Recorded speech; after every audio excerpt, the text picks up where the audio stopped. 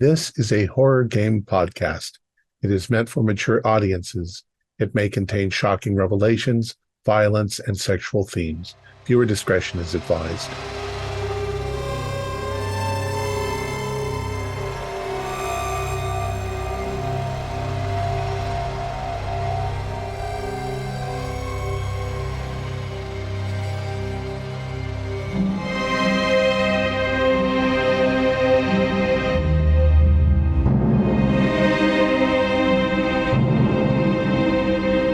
Greetings, fellow investigators, and welcome to our video podcast, Into the Darkness, where my friends and I play the Call of Cthulhu role-playing game. I'm your host, Thom Raley. The scenario is The Hero Affirmed. It was written by Matthew Sanderson, who is also our keeper of arcane lore, and this is episode 2. Our recap will be given by Lex Hurley as his character, Trevor Daniels. So without any further delay, let's begin our journey into the darkness. Lex? Thank you, Thom. Oh, hey, honey. Listen, I'm still at work, and yes, I know we were supposed to watch Great British Baking Show this evening, but yes, I know. Hun, listen, please. I need you to pack up the cats and get a hotel somewhere out of town for tonight, okay? I don't know, Ann Arbor or something, and don't use the toilet. Okay, listen, you know I shouldn't be telling you this, but we got called in to investigate some possible outbreak of tapeworms or something at the NSP Tumaini Center. The homeless shelter. Apparently, 2 guys died from bad stomach cramps, and then medics reported that some worm-like organism came out of their bodies. It was a lot worse than that, though. When I was downstairs trying to help with screening and symptom checking for tapeworms, the rest of the team was upstairs and said there was blood everywhere. The bodies were apparently hollowed out from the inside, and this wasn't some kind of like a shoelace guinea worm. This was something like a python that crawled out of their gut and was apparently taking whole-ass bites out of stuff out of the room. No, I'm not lying. These fucking things apparently burrowed into the concrete walls of the building and then worked their way into the boiler room and now the sewers. That was about the time Dr. Lake said he found little baby versions of these things in the body's stool, like some kind of tapeworms on crack. And our supervisor, Dr. Harrison, said that there had been sightings of more of these things in the sewers. Yeah, a lot more. So forget about alligators, right? I'm going to be honest, hon, we're completely out of our depth here, but this outbreak is getting all over the city, and we're scrambling to try and keep it contained. They apparently keep growing the more that they eat, and they'll eat anything organic, so you can see how this is working out here. The good news is they'll eat each other, and they don't like light or cold and some kind of pesticide or something. So we're going to try to work with that and block and poison them all in the sewers as they're heading to the water control tower. What? Oh, me? Oh, I'm following up on a lead with some Wayne State student, Ophelia Waters. Yeah, she dipped out from the shelter before lockdown. I didn't really think much of it until the team showed me how bad things really were. But then after popping by her dorm room to tie up some loose ends, it looks like she may have had a lot more to do with this than we thought. She had a lot of clothes and stuff in her room that looks like they could have belonged to several unhoused folks. And there was a lot of drug stuff in there, like she was somebody's supplier. And then there was like photos of some kind of abandoned housing complex that I think might be ground zero for whatever the hell this is. Anyway, I'm heading to the helicopter now. I know I'm going to send pictures, but I'm heading to the helicopter to catch up with the rest of the team and see if we can't get to the bottom of this and lock it down. They're currently at another housing complex that's probably a dead end. Please don't use the toilet. Text me when you get to a hotel, and maybe get some ivermectin or something, just in case. I'll call you when I'm on my way. Yes, I'll be careful. You know I'm not a hero. I just want to wrap this up and get back home to a boring, comfortable life with cats and sweaters. Maybe in a new city, though. Okay. All right. Love you, Peanut. Bye-bye. Fantastic. Thank you very much there, Dr. Lex. Speaking of dead ends, you've got a rather dead young lady in front of you, or at least very soon to be dead, as there is this thing that is stuck out of her stomach, its head having opened up like a flower with these 4 large petals full of teeth screaming in front of you. We'll go straight into Dex order. So let's go into the creatures first. Oh boy. Yeah. I'm guessing most people are going to beat Dex of 50. So let's start at 70 and work down. How about 80? 70? Oh, in which case 80. Anyone equal to or higher than 80? Right. So Logan, you're up first. So we're outside of this abandoned house. I am going to run screaming to the construction site. I'm looking for authority. The security guard looks tough. So I'm running to him. Yeah, you can see his kind of his outline on the other side of the street as he's still. Oh, then I'll just start sprinting and waving my arms. Help! Yeah, screaming, "Help! I need the NPC." Right, 75, 70, 65, 60. Suddenly, everyone goes on 60. Right, just going around the screen. I'll go around the screen in one way and then potentially back round another way next time we get into a fight. We'll start with Dr. Gat because you're up on the top left for me. Yeah, I'm still up in the room. She ran down the stairs and then fell on her face, and I was just like, I'm not going to touch her. I don't know. I think I'm going to, if the others are moving down the stairs slowly and carefully, I think I'll do the same. Yeah. No worries. Dr. Lake. Yeah, I don't. Oh God, I don't know. Yeah, I'm just going to approach the situation slowly and carefully, as Dr. Gat is doing so, and I'm keeping an eye on the other homeless in the area, just because I don't want them to just run out into the mess that is outside. No worries.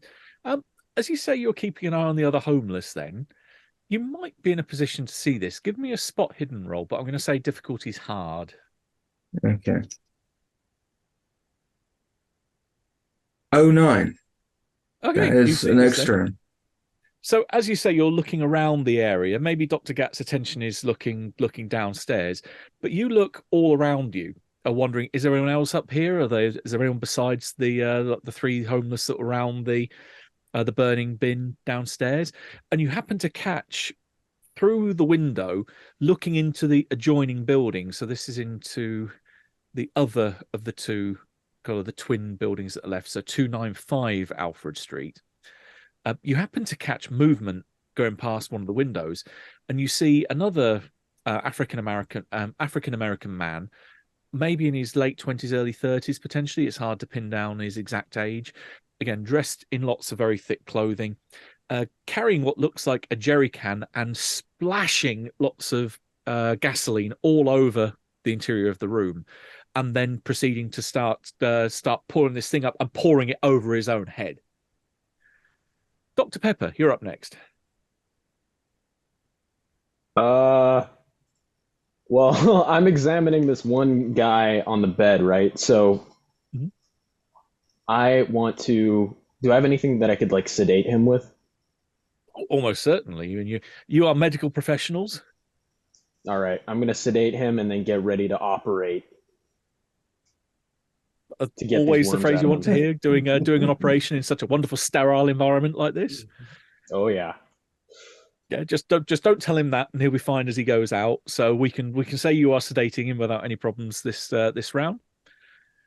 Dr. Porter.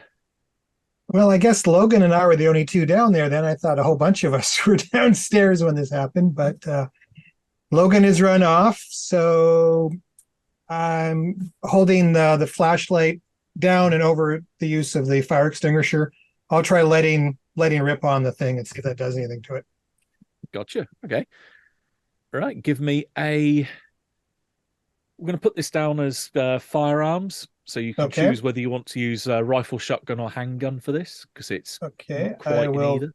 I'll take some handgun skill then. I'll take one of my 50s for that. Hold on a sec. You don't really have to justify having handgun in the States, so I'm sure that's fine. Bit more difficult if this was set over here. Yeah, or where I am rather. So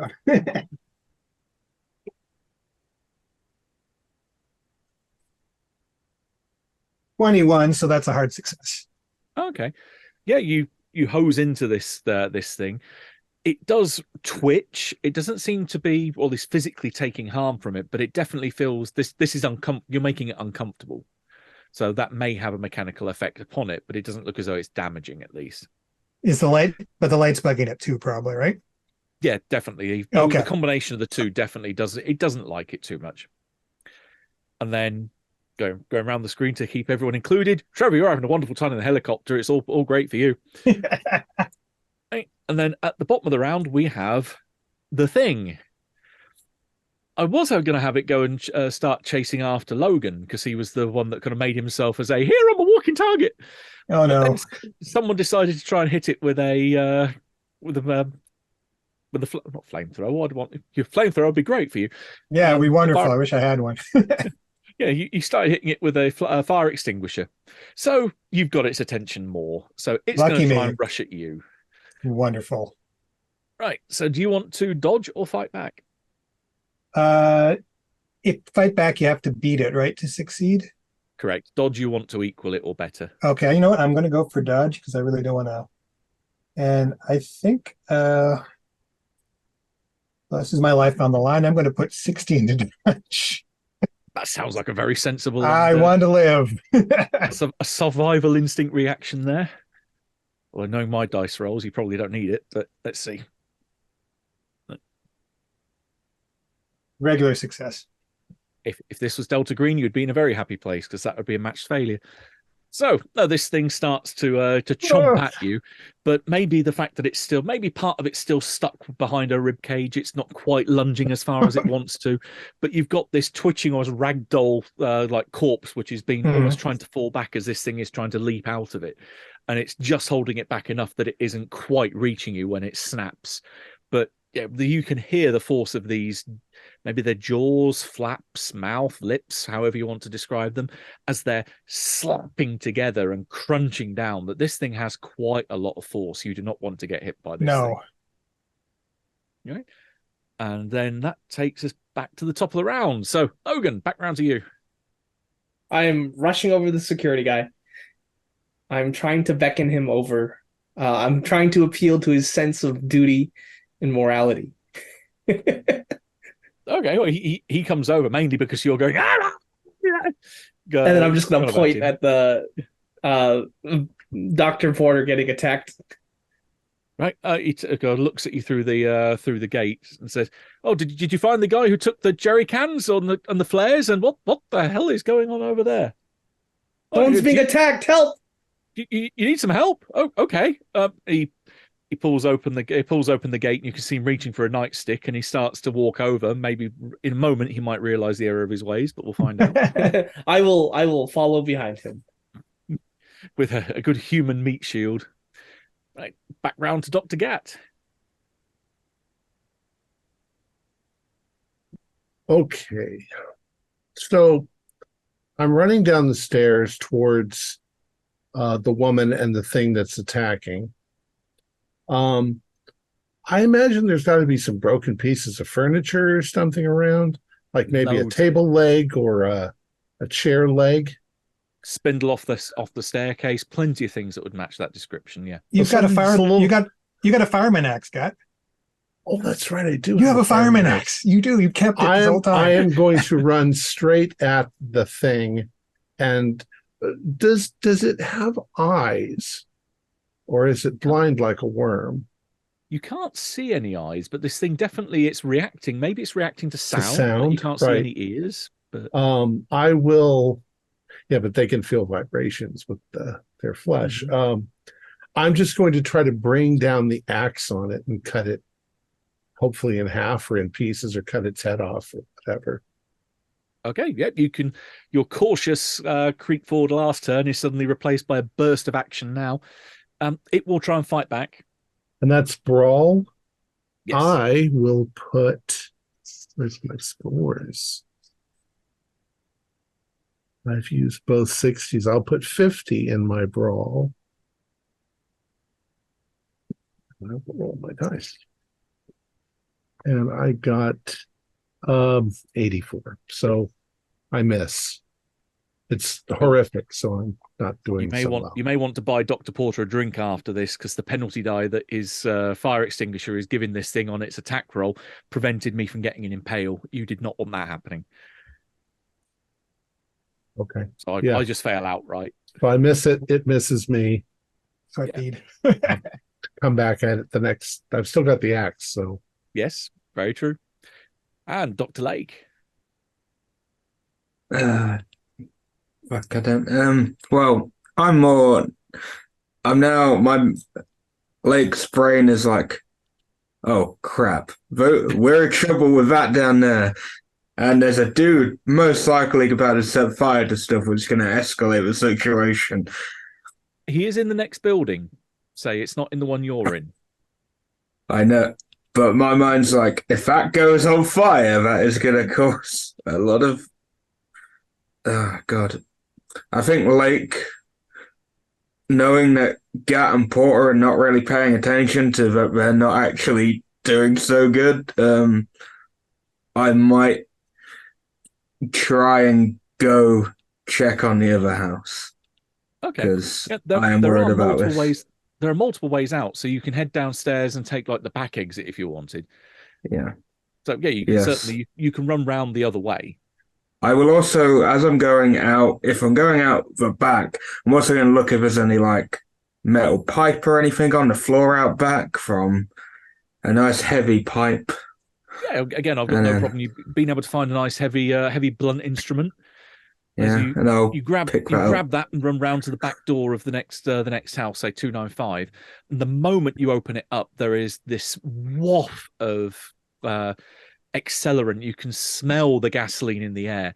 Someone has been splashing gasoline over every room in this place, and the fumes are ready like a powder keg. A spark is going to set this place up.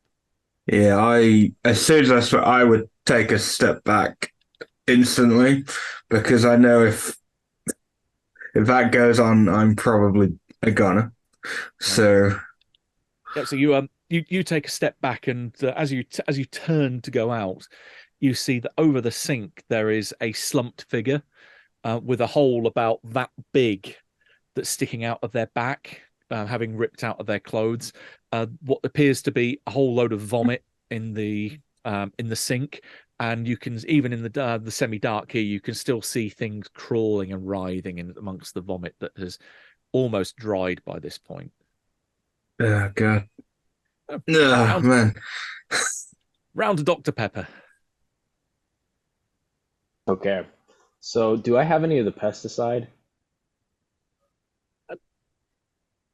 I'd say we'll put this down to a luck roll to see if you've if let's say enough time has passed between you guys having come up with the information you had from the hospital to see whether you can have got some before heading over here. Gotcha. Nope, 98. Not enough time at all. You've got a plan, but you haven't got the material with you. Well, if I have anything like caustic at all, or any like sort of damaging liquid, or I don't even know if that would work. But I'll just start pumping his stomach then. Mm-hmm. Like, you start pumping away. Oh, did salt work? Salt normally works on things like slugs. Okay. So might have an effect. If I have any salt, I'll pour it down his throat, and then I'll start pumping his stomach. Okay. I vaguely remember there was talk about doing a stomach pump last session. So yeah, you were trying to, and you had one. Yeah, so I think that you might already be clear on that front. Oh, I think okay. I think you do. I think I remember mentioning that. Yeah, there is stuff moving around in his in the contents of his stomach. All right, so he might be good. He might be. Let's say he's Really? good. I'm going downstairs. Okay. So you leave the poor guy unconscious or sedated rather upstairs and charge downstairs to see the little clusterfuck happening outside. Right. And Dr. Porter, you're up next. How far away is our van? It's within range, so you could run over to it, grab stuff, and come back and beat. Well, I was thinking people vehicle as a weapon. Actually, can I get over to it and then turn the lights on and drive at this thing? I'd say you can. Yeah, Okay. Give me a drive roll. Okay, I have drive skill now. I love how this game works for weapon stuff. All right, here we go. Right, let's. Hopefully the tires can take this. Gotcha. 20, so that's a hard success. Okay, I'm going to see if I can do my fighting brawl against the truck because I can take a big bite out of that thing if I hit it. Is this insured? It hasn't got a fire extinguisher being poked at it now, so it doesn't get the penalty. I'm turning the high beams on. 23 is a hit. Ooh. And that, what degree of success? Did you get what degree of success? I got a hard on my drive. I'm only regular. I'm 2 points off a hard myself. 3 points off a hard myself. So this thing comes up, and you can see it tries to take a bite out of the fender as it comes towards this thing, yeah. And then boom. I'd say for an impact, we'll treat it almost like falling. So onto a hard surface. Give me 2d10 damage. 2d10. That's a 7 and a 6, so 13. Okay, 13 minus armor. Oh yeah, it's probably tough. Down to 9. You do it by 1 point. So there is a boom as you go over this thing, and a disgusting, almost like a stomach bursting. It's like this sound. This erupts over the tarmac. The poor security guard running forward puts his arm up to his nose. Like, what the fuck is that smell? As this thing twitches, writhes, and just bursts over the tarmac. And that will take you out of any dodgy situation there. Although we still do have Dr. Lake with one body, something crawling in the sink, and the smell of fumes in the air. Yeah. Oh God. Shit. I think at this point he's gonna care more about everyone else than that. He's obviously seen what's going on in this house. He can smell it, so he's gonna shout because he knows that they'll most likely be able to hear him. The ones outside. It's like, guys, we got another problem. It's about that time as you're saying you've got another problem. You can give me a listen check. Okay, what do I put in my listen? Let's have a look. I will put something in my listen.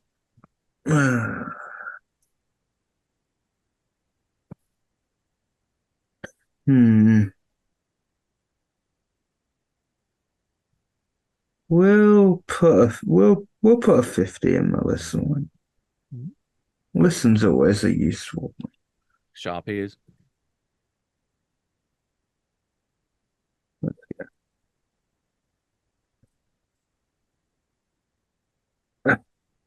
Zero, zero, zero. Okay, well, that I can perfectly explain that. It's the sound of the helicopter coming into land in the nice open part next to the house that kind of covers up the sound from. You think for a moment you can hear someone speaking in the house, but then there's just chugga chugga chugga chugga chugga chugga chugga chugga, which everyone else then can hear as Mr. Daniels makes his impressive entrance. And yeah, you find that there's a group of people around the front of the van, or front of the car. And there's some kind of mess all over the tarmac, and there's some security guard with them. And yeah, there seems to be some kind of commotion out here. But you've made one hell of an entrance anyway. Hey, come on, guys. What the hell are you all doing here? I already told you, we need to get to, what was it, 5713 Lorraine? There's nothing. What the fuck? You've just got the poor security guards looking down going, what is that? Call the fucking army, man. Would we by any chance be able to smell the gasoline in the... Not from this distance. If you went up towards the house, you could probably, if you got to the porch, you could smell it. Well, And I have where's shout. Dr. I have Lake? shout. I'm round the back of that second house, but I did shout front, and I probably did. I just said we got another issue. I wouldn't have said exactly what because I know I mean, there's it's your fault someone for in being the vague. house. Yeah, Yeah, but we're I know fine. there's someone in the house, and I don't want to. I don't want to bloody like trigger this them day's into been so setting stressful. fire. I should probably just light up a cigarette and flick the match somewhere.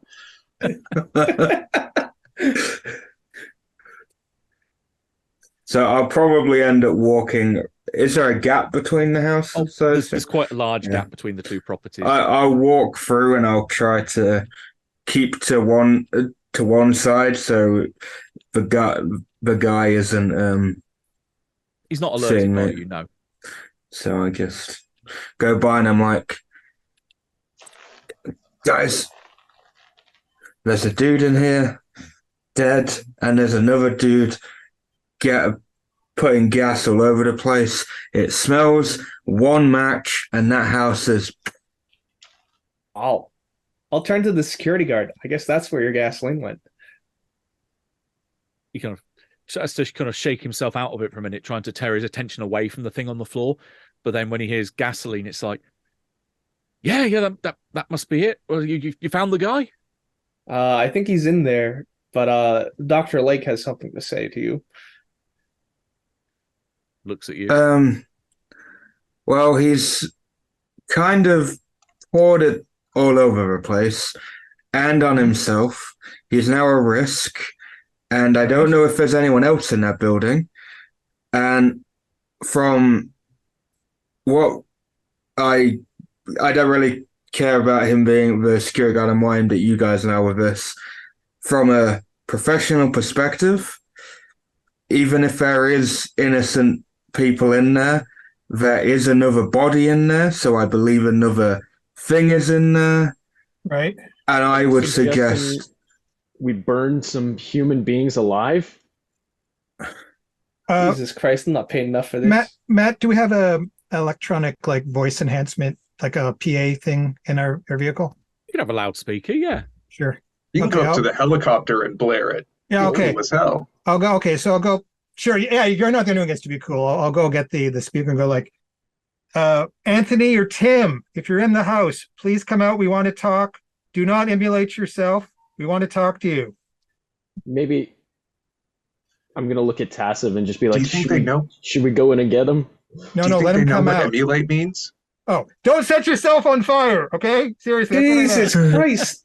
yeah, and I get a pepper. Don't go in there because if he's got something to set fire to that and you guys are in there and he drops it, you're gone. Give me a persuade roll. Do I have anything left to throw in? Hold on. Okay, I've used 3 50s and a 60. So what you got here? Okay, there goes the last 60. All the high stuff goes first. And I'm glad I did it 57, so just a regular success. Maybe that's good Okay. enough. Well, it's enough to stop him for the minute. So you hear one of the windows upstairs, there's some interior shutters which get pulled back.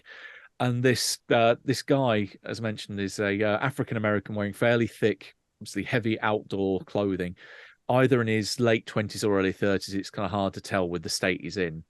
I've got a scraggly beard, dark hair, looking like he's just stepped out of a shower. That he's dripping and he's glistening.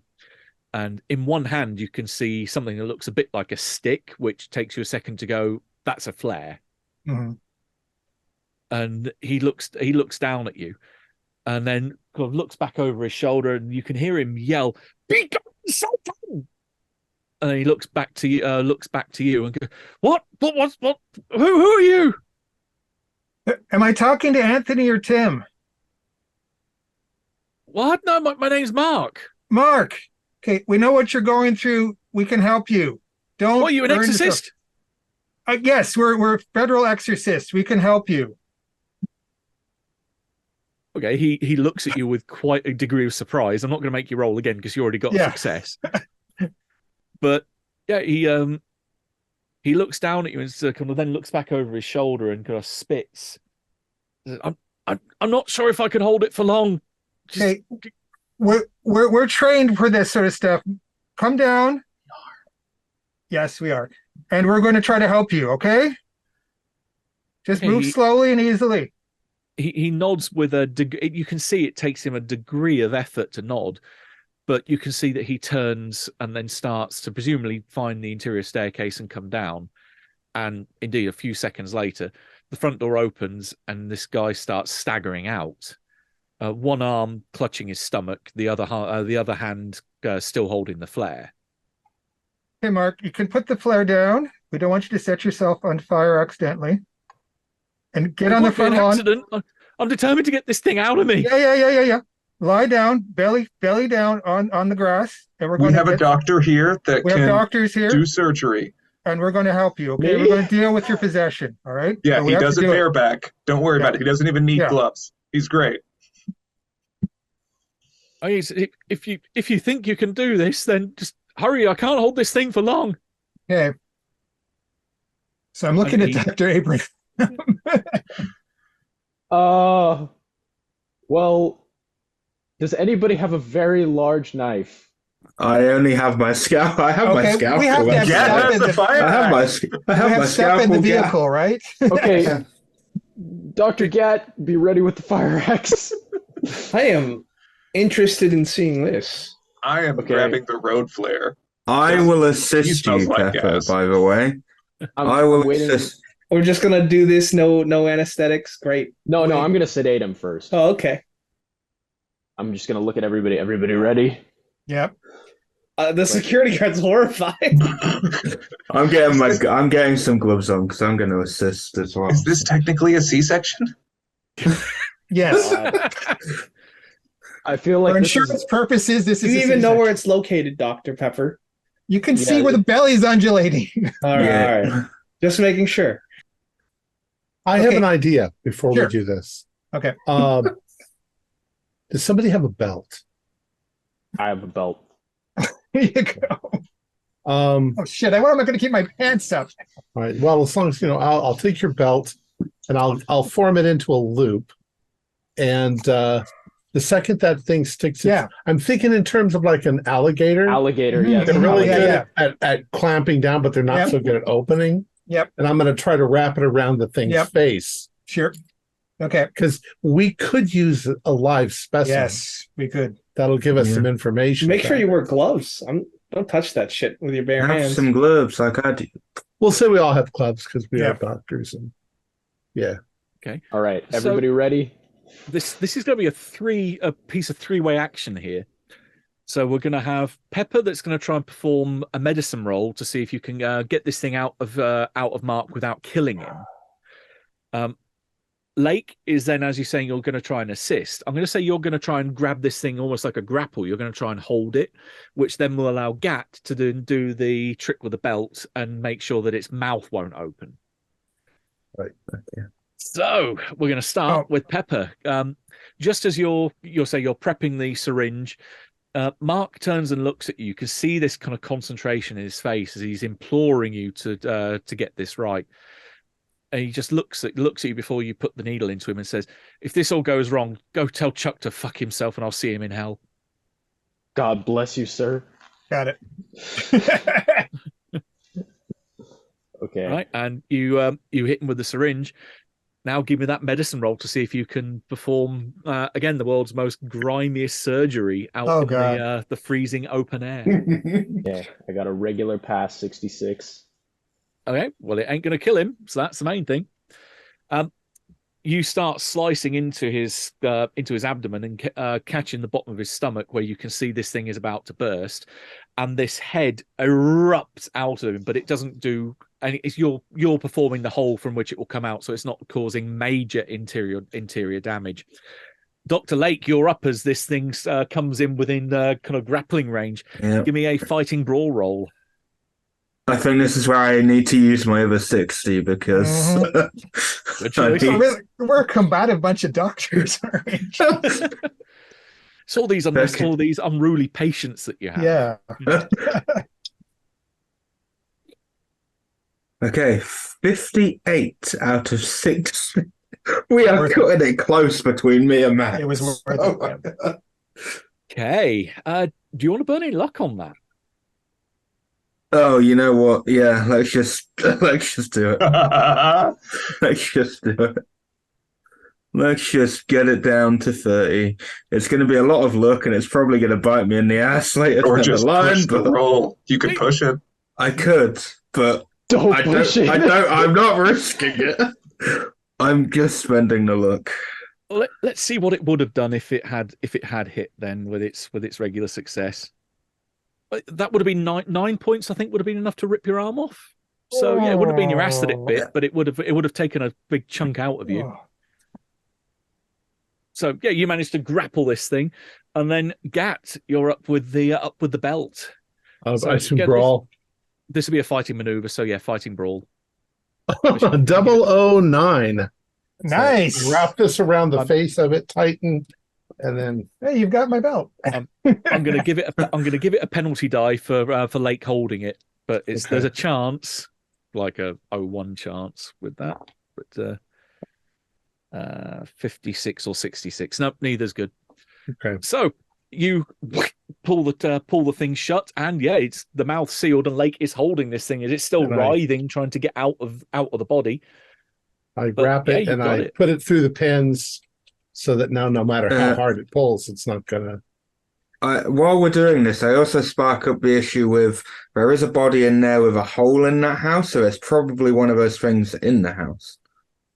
Yeah. Or it went down the drain. Sedate the worm. Of sedating the worm. Okay, you can certainly try. It's biology. It might not work. Animals and we don't all work on the same systems. I think on this I can just narrate straight off. You try to go in with the needle, and the needle breaks. It won't even get through the skin. Mechanically, these have 4 points of armor, so a single syringe is not going to get through its hide.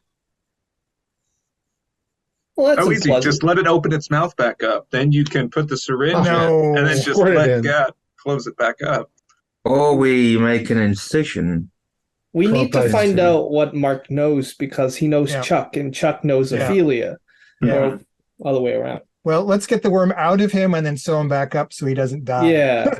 Oh, that's a good point. Yeah. Yeah. Oh, he's going to die of sepsis at this point. Yeah, he's not necessarily, but yeah. I'm being a smartass, but Daniels is dry heaving back behind all of this.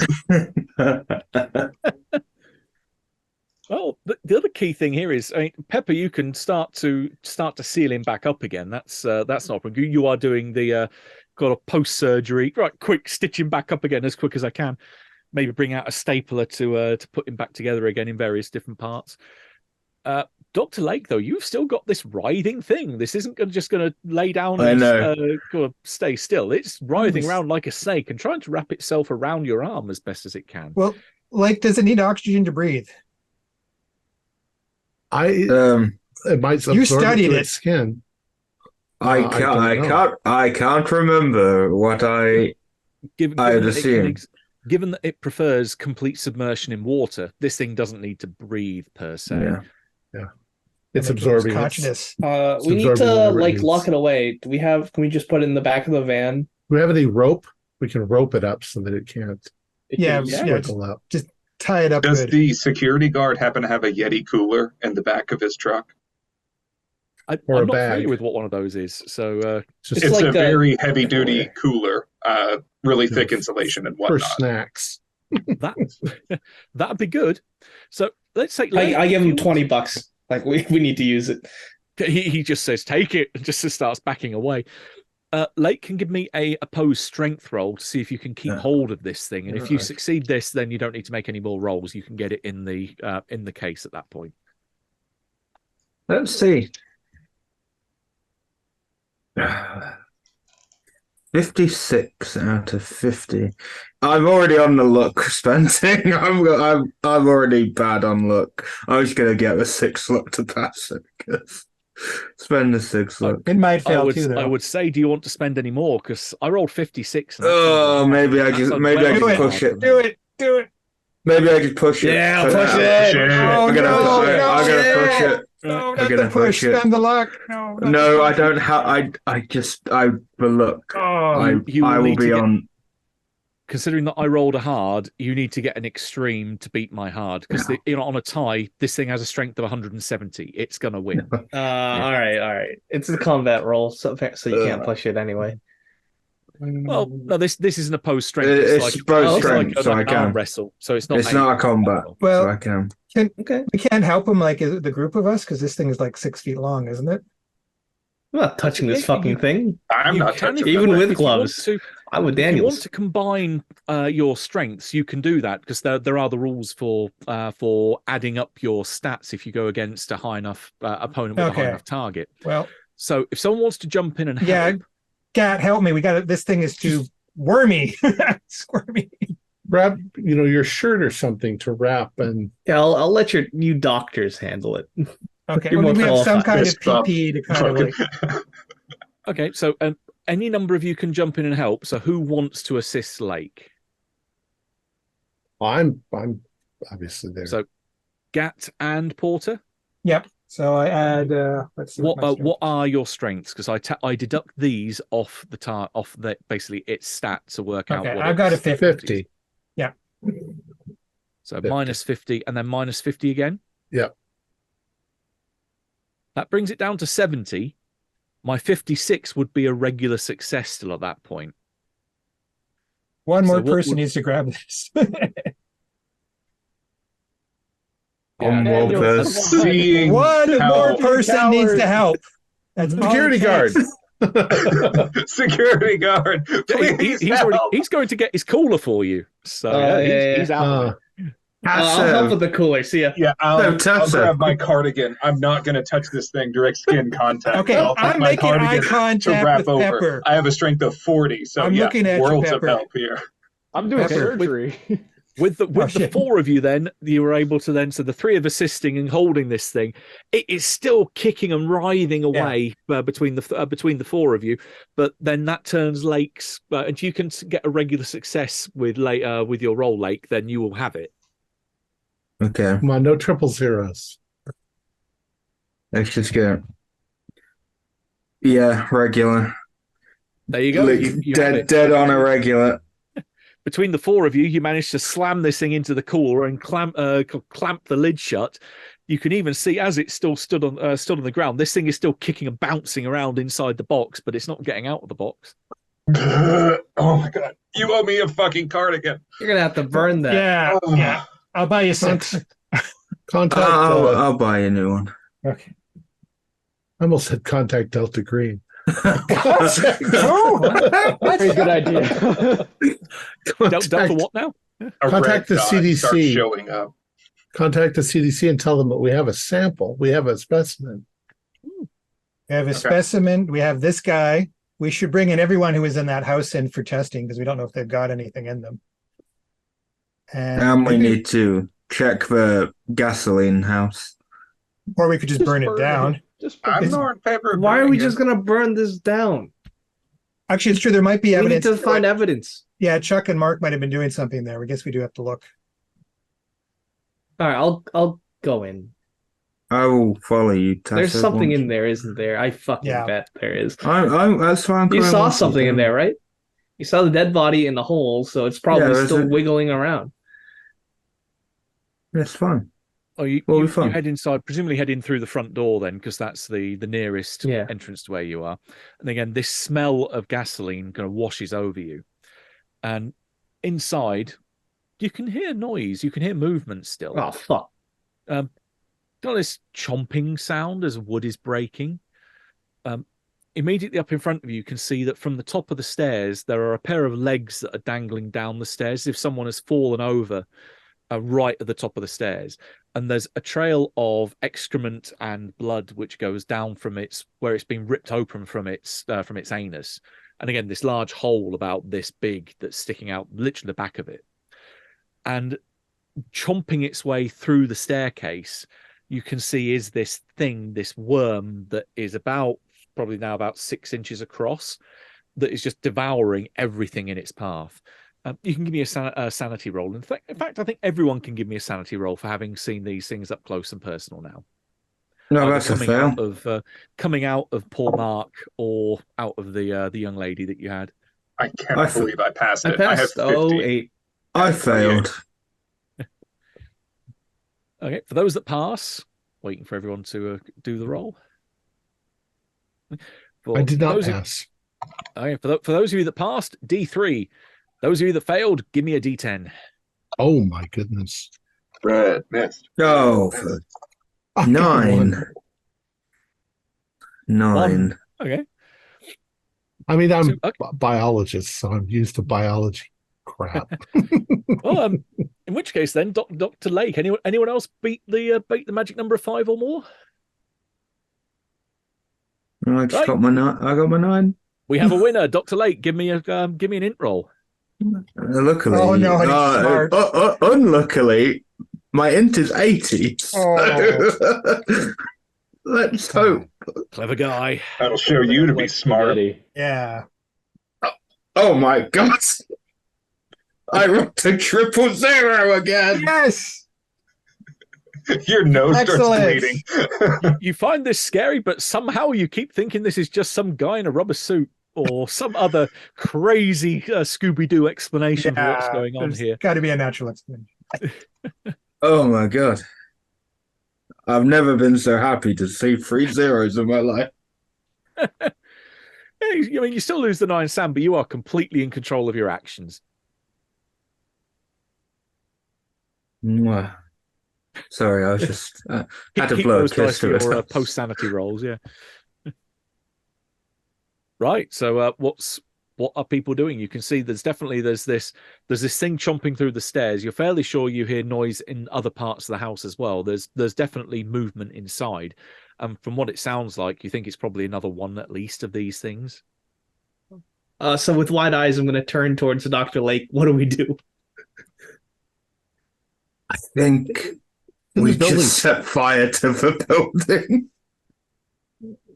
Daniels has the flare. He's just like, The thing might try to run. If it tries to run, it'll run down probably. it's already digging out. It's dugging the fuck out of Right. here. I didn't see anything. I'm going to turn around and go out the door. Yeah, I just go out and then I just don't tell want to be Daniels to throw complacent the with fire. arson. But all right. Arson of nothing to see old here. brick Didn't see a buildings that dead people are in.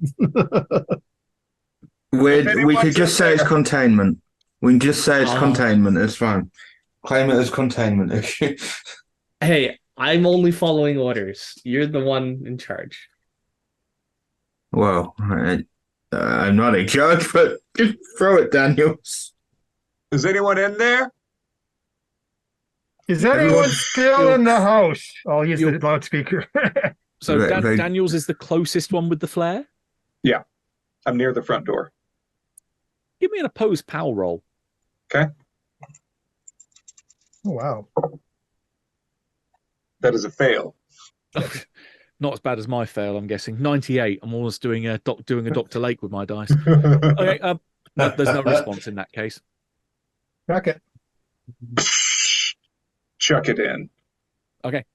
Fire. Such a shame they self-immolated in there. It's such a dangerous thing with these old houses. I mean, they're so prone to fires in the middle of winter, with no gas or electric connected to them, or yeah. But you know, Just blame the fire homeless. Yeah, they do it enough times.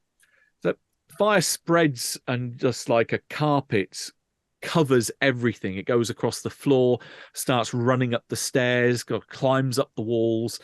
And after a moment, you hear this screaming sound. In fact, 2 sets of screaming sounds as these things inside start to suddenly burrow and start heading down for cover. But then you also start to hear this slightly lower pitch sound of other smaller screams upstairs. Coming from, if you were to kind of pin it to, you've seen the interior of the other house. You think again from the toilets, where again some of their younger brethren may have been starting to get a little bigger up there. But within a matter of moments, the house is completely ablaze. Okay, so it was like high-pitched monster screeching, not like people screaming. Okay, I was going to say, if it's people screaming, I'm going to roll the hell out of some sand. No, they are most certainly not human. Okay. And yeah, they break out the marshmallows. It's quite tasty here. Oh, wow. We need to get this specimen to some place where it can be examined properly. Mhm. Does I'm the pop- van still work? Yeah. Got a bit of a dent in the front, but yeah, it definitely Yeah. works. We may want to Blake's take it for a like- car wash. And there's like organic material all over it. Like, we need to get some of that for more evidence. He's just rubbing his hands because he's ready. He wants to examine the live subject. He's also lost a bit of sun at this point, so he's he's basically just becoming a mad zoologist, really. So Wait a second. There's a CDC station here in Detroit, correct? You work for it, yeah. Yeah. Yeah. That's where we got to get this thing. You can call in. I think someone did say they were going to call this in anyway. Yeah. You can have another team come here. Let's say another helicopter come in and airlift this thing out. Okay. So you can have a team that pick up and get rid of this problem for you and take it Yep. to a lab and start to Yep. do whatever they can or want to do on it. Mhm. Calling And- Dr. Harrison with status updates and all of that so they can do some testing, because we talked about making a roach motel out of the water treatment plant. Yeah. And we need someone to take in the other 3 homeless people that are in the other building, because we can't arm wrestle everybody into submission at this point. We need someone else. Exactly. Yeah. Well, thankfully for you guys, the guys that are in the other room, the other building, which is 287 Alfred Street, they're not leaving. Particularly as one of them sedated, he's not going anywhere anyway. But the other 3 that were around the burning can, they are content to be where it's warm. And seeing that stuff is going on that they can't really comprehend outside, they're just not quite froze on spot, but they are not putting up any resistance, but they're not making a run for it either. So let's say maybe 15, 20 minutes pass, and then you can have a number of ground vehicles come in to help take them away, a couple of vans, and you've got the helicopter that comes in that will help to take away the still the bouncing and kicking and screaming box. So that will go off to a lab to be looked at by top men. Mm-hmm. I'm popping my an oxy. Blake's like, I wanted to examine that thing. I mean, that might Well, be we something got- to do after the heat's all died down. You see, We got smaller ones. I think we need to talk to Mark if we can wake him up, if he's going to live. He knows what the hell's going on. Knows I'd Chuck. say because Dr. Pepper, you succeeded on your medicine roll, you can, if you want, bring him round. He's going to be in a fair amount of pain, but you can question him in the few minutes before the team turns up to help take him away, because he's going to need proper medical help sooner rather than later. You want me to? Yep. Okay. I'll wake him up. Ooh, poor guy. He starts groggily coming round, almost wanting to. First of all, his gut reaction is he wants to throw up in response to the sedative. But once he looks around, his eyes start to focus. There's this moment of realization that comes across his face, and he kind of tries to look behind him. Obviously, he's still on the ground, but his head goes to one side. He looks up. I can't hear it anymore. It's quiet. Is it gone? We pulled it out of you. What were you hearing? I was hearing it. I was hearing the devil, hearing that thing, that demon that had attached itself to me. What What was did he it telling you to want? do? Yeah. Oh, he just starts crying in grateful, kind of uncontrollable sobs. But he calms down after a couple of moments and just You need looks to up help us. between you. Yeah. You need to help us get demons out of other people too. Well, did you find the girl? No, not yet. No, we're trying to find her and Chuck. Oh, Chuck, that little shit. He might even still be at his place. He's kind of shacked up in Northwest Goldberg. What's the address for there? It's on the corner of the 2 streets. If Is you it don't have the Stanley address, and we'll take Lorraine? some like landmarks. He points over to Trevor. That's it. It's on the corner of Stanley and the Rain. It's this single white. There's all the white paneling's falling off one side, and he's got the windows covered over with boards. That's where he keeps his little drug farm down there. Mark, what is Chuck trying to do with these things? Well, I don't know. I mean, all that he did was he put out word to some of his regular clients that said he had a new drug that he wanted to try, and that he was willing to offer free samples for those that wanted to give it a go. And he called it obsidian, this big lump of black. We thought it was black hash. Yeah. We took this, and it was me and one other girl.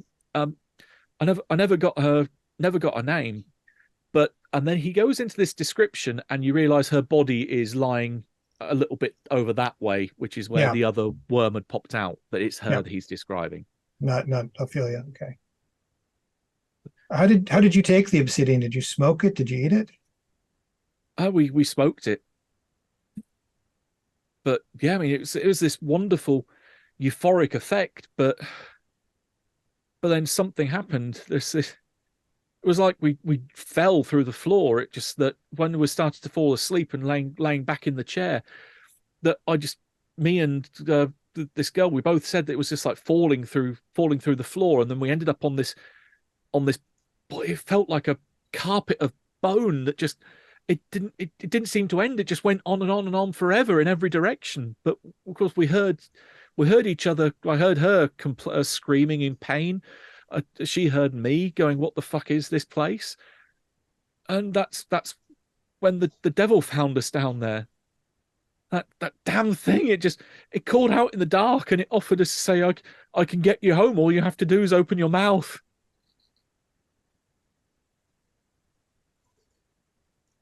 I sort of whispered to Dr. Pepper, so it's possible the thing is creating some sort of a hallucinogen. Yeah, I suspect that it's messing with the serotonin levels in order to prevent bowel movements, which can also cause schizophrenia. Mark, when the devil talks to you, do you hear it in the back, like somewhere behind you, or would you hear it? Yeah, he nods. I mean, we heard it originally. It was above us. It was this huge booming voice in our mind that just said, "Open your mouth and let me in." And then when I came back, when I woke up and was vomiting up this white slimy cum-like thing that just came out of my mouth, I didn't hear it again until a week later. And then it started talking to me. It felt like it was stood right behind me. Like your left or right hand side? He points over to what will be his right hand side. Okay. So that it was like it was stood behind me, leaning over my shoulder, like a literal demon on my shoulder. Mm-hmm. And it was just saying that you can either stand with me, or you can get in my way and be on the dinner plate. And it was talking about eating everything. It was like become one with us, or just die with the rest of the world. I couldn't let that happen. It wasn't a case. If it was a case of me or everyone, it was going to be me. I don't want to be responsible for killing the world. So you're saying this happened a week ago? It was 2 weeks ago. We took the drug, and then a week later, a week ago, that I started hearing this thing. Dr. Lake, is it possible when the thing grows, it could plug into the nervous system? And then maybe even to the higher brain functions, so it can hallucinate like as if you were hearing it? Well, from a practical perspective and from normal standards, no. But treating this as something, if you look at theory and theoretical science, then anything's possible, and I guess it could link somehow, especially if it affects the blood or whatever.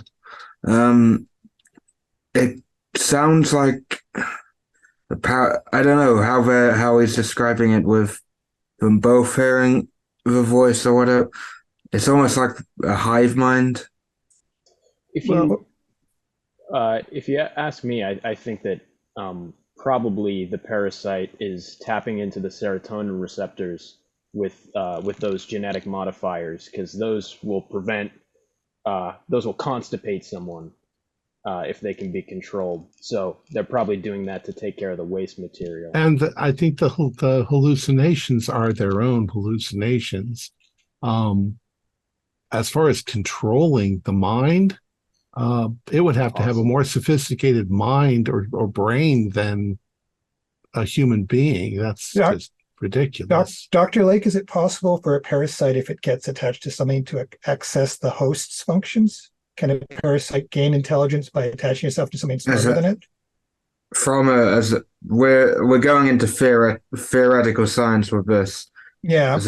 It's, I guess if we look at science fiction or theories, then it's possible, but in our laws, how we see everything how it should be, it's not possible. It doesn't. It happens throughout nature. Something gets rabies, it stays away from sources of water. Something gets the cordyceps fungi. Fungi can cause things to move. It has an urge to breed. You mentioned this has mutagen in their brains. Yeah. That maybe it's just causing some protective drive in the host. In all of those cases, in all of those cases, it's taking over certain motor controls of the animal or insect. But in this case, they are having very vivid, clear, personal hallucinations. They've got to be hallucinations because I don't think the worm speaks English, and it doesn't, that is science fiction. That would be an alien from another world that somehow is. But what could be happening is the worm's desire to breed and its way of taking over the host leads to host behaviors and hallucinations that fit with that desire to breed. Let me have sex with a bunch of people so I can spread the worm. Right. And they would hear the hallucinations based on, like in this poor guy's case, it was Satan. If it was a science fiction buff, we might have heard Zorg the alien telling us what we're doing. So the worm isn't any smarter, but it's tapping into and stealing our potential to further its breeding. And this is where the big ones are going. We couldn't find the big ones, but they're in the people because that's the best place for them. But I think there's a problem with your theory, Dr. Porter. How is the worm supposed to propagate in the case of Mark if he's trying to just burn down the house? Mark was able to decide he didn't want to do that. He was willing to take his own life rather than do that. That lady over there wasn't willing to take her own life. It all depends on the person. God, and I think Chuck is patient zero, I think. So we have to find Chuck. We have his address, but it's also been 2 weeks. He's probably quite absorbed into whatever this thing. We don't know how many drugs Chuck has given out. Yeah, we don't. If that is the cause of these worms. Yeah, there's a threshold that once we're beyond that threshold, and we may already be beyond that threshold. There's no stopping this thing. There's no way to contain it anymore. It seems like it takes 2 weeks to get to these mature forms. So if we can capture Chuck alive and find how long this has been going on for and who he's given it to. Yeah, but what if it's 100 people? Then we have to try to tomorrow it's 1,000 people. And it doesn't spread that fast, though. The mature form takes 2 weeks to develop. We just need to take the adults. But apparently they just need the drug to get infected. Yes, but he couldn't Which is why we need to go take that house out. And the thing is, Chuck most likely won't know half of his clients by name, so he won't even be able to track half of them down. So there's another extremely disturbing thing, though.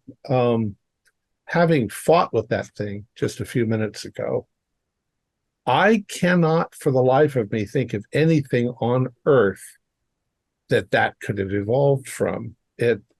It's not a worm. It definitely has some sort of muscles. Worms don't have muscles. Worms have hydraulics that they use. Insects that use hydraulics. That thing's more like a boa constrictor or a python. It was that strong. So you're going, which is but it's not a snake. We have to treat this as theoretical. We have to treat it as science fiction.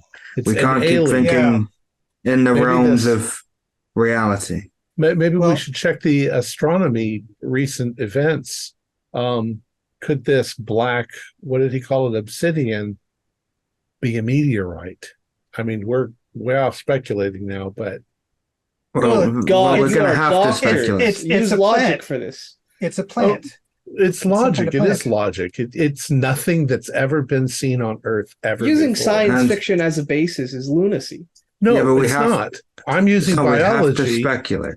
And I can tell you right now, having studied biology, there's nothing like this on the planet. And nothing has ever been seen like it. And from my field, it's not anything normal.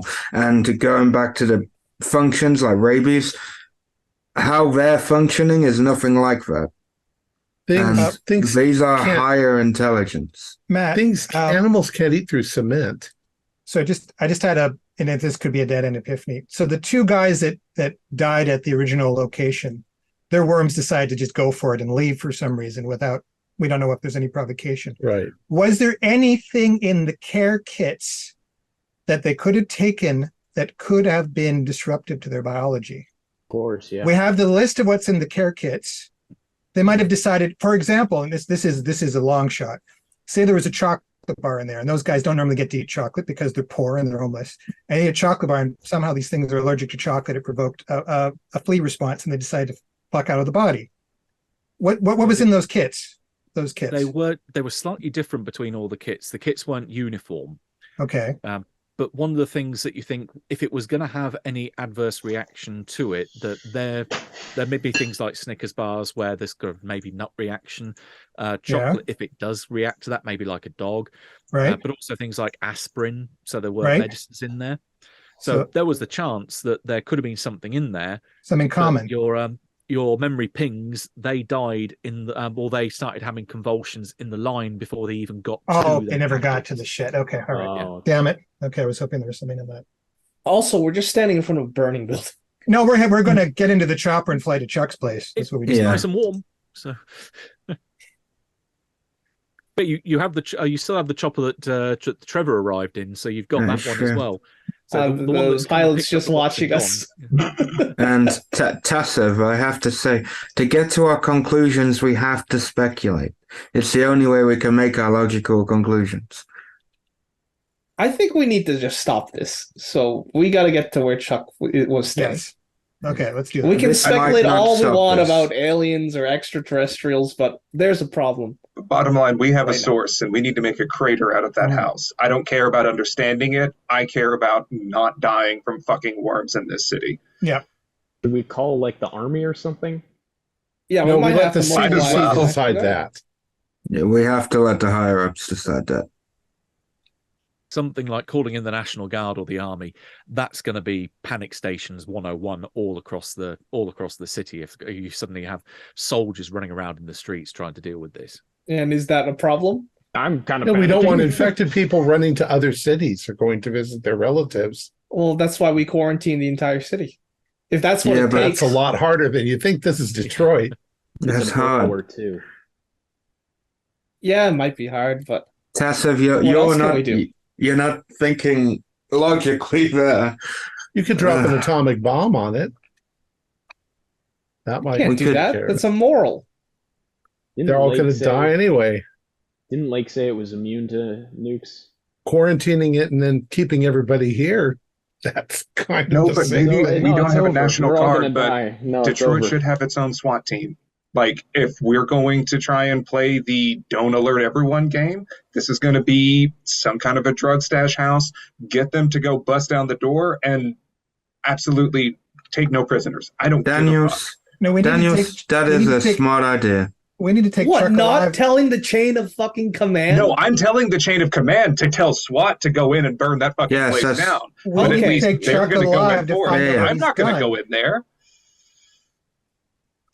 Jesus, No, I look at think- me. You think I'm going to shoot a gun? Like, I no. think Hell no. we just get SWAT to at least be there on standby because Yeah, we on need to standby. examine the place. We need They to find could out what's be happening. around because for all the citizens will know it's a drug bust. That's all they need to know. SWAT being there, they're going to assume it's a drug bust. Then they can help us secure the area. If we're not there and SWAT gets infected, then we would have a man with an assault rifle infected with brain worms. But man, Yeah, we're but getting back to the but 2 you've week just point. already said it takes time. We Yeah, 2 can't. weeks. So We we can can't quarantine the SWAT team and monitor them. We can't take every contingency into account. We have to do what we can. That's true. Yeah, we Just have to. we should probably all agree not to tell our families about this at all, so that Yeah. word can't spread. No one's I'm looking at Trevor when we say pointedly, that. I'm pointedly dialing Dr. Harrison on my phone, be like, and yeah, trying to tell her about the SWAT team idea. Okay. Well, we'll quick cutly to there. Harrison calls, he picks up rather. It's like, give me 1 second as you hear there's lots of voices at the other end of the phone. And you can hear there's kind of cross talking going between them. There's lots of concerned tones that you can hear, but you can hear a door shut, and then they start to muffle a bit, and then she picks the phone back up to her ear again. You caught me at a fantastic moment. I'm just liaising with the city authorities and trying to get the National Guard out, following that what our teams have found. That it's now we've pinned down 7 miles from your epicenter over at the NSO center. This is bigger than we can handle. We've had to make the call and call in the military to start dumping bendiocarb down into the sewers. So it's more manpower than we've got. So God's sake, give me some good news, because it's a clusterfuck in there trying to liaise with everyone. Jesus Christ. Okay, well, some good news. We think we found the source of this thing. It seems like we found someone who was infected with another large specimen like before. We managed to box it and are sending it back to you now. Not sure when that's going to arrive, but be very careful when you open that box, for God's sake. They said that they had contact with someone named Chuck, who was a dealer associated with this Ophelia character. His house is stationed at 5713 Lorraine Street.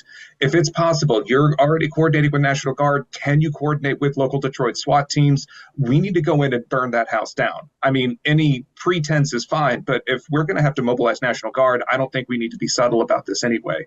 It seems like that's some kind of a black substance that the people burned and hallucinated from. I don't know if they have eggs inside of it that they aerosolized. None of this is making sense, but we need to stop this right now. Okay, no, this sounds good. I'll liaise with the local police. It's going to take them time to get down there. You're the nearest team on the ground or in the air, by the sound of it, with the chugga chugga chugga chug in the background.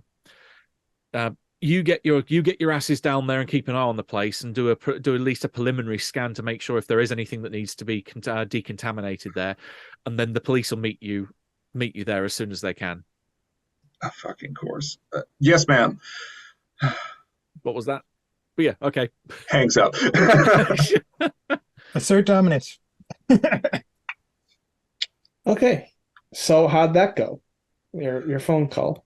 So, Logan, I don't think we need to worry about being subtle anymore, because this shit is expanded 8 miles beyond where we're at right now. The best that we can do here is try and cut it off at the source for whatever is going on. And we've already got the National Guard mobilized. A full city lockdown is not out of the cards. So yeah, we can't have them. So I overheard you say burn the house down. Not until we find out what's in there. Yeah, we need information. Well, what information do we need? I don't want to understand this. If you get our hands on the drug that caused this, we could probably find a cure. I'm with Dr. Tassib on this. No. And we need to know if he can he's there. He can identify at least a couple of others who have taken us, because then we have something to work on. He probably won't be able to identify everyone. They've been everyone. taking this for 2 weeks, Dr. Lake. Like, we can fucking throw a stick and probably going to find someone that smoked this shit. Those guys out by the barrel probably smoked it too. 2 fucking weeks. We had no idea. Daniels, we need to find the source. Where did he get it from? They got it at 5713 Lorraine Street, which is where we need to get going now. Yes, that's where we're going to find out where you got it from. That's where we're going, but we don't. Let's go.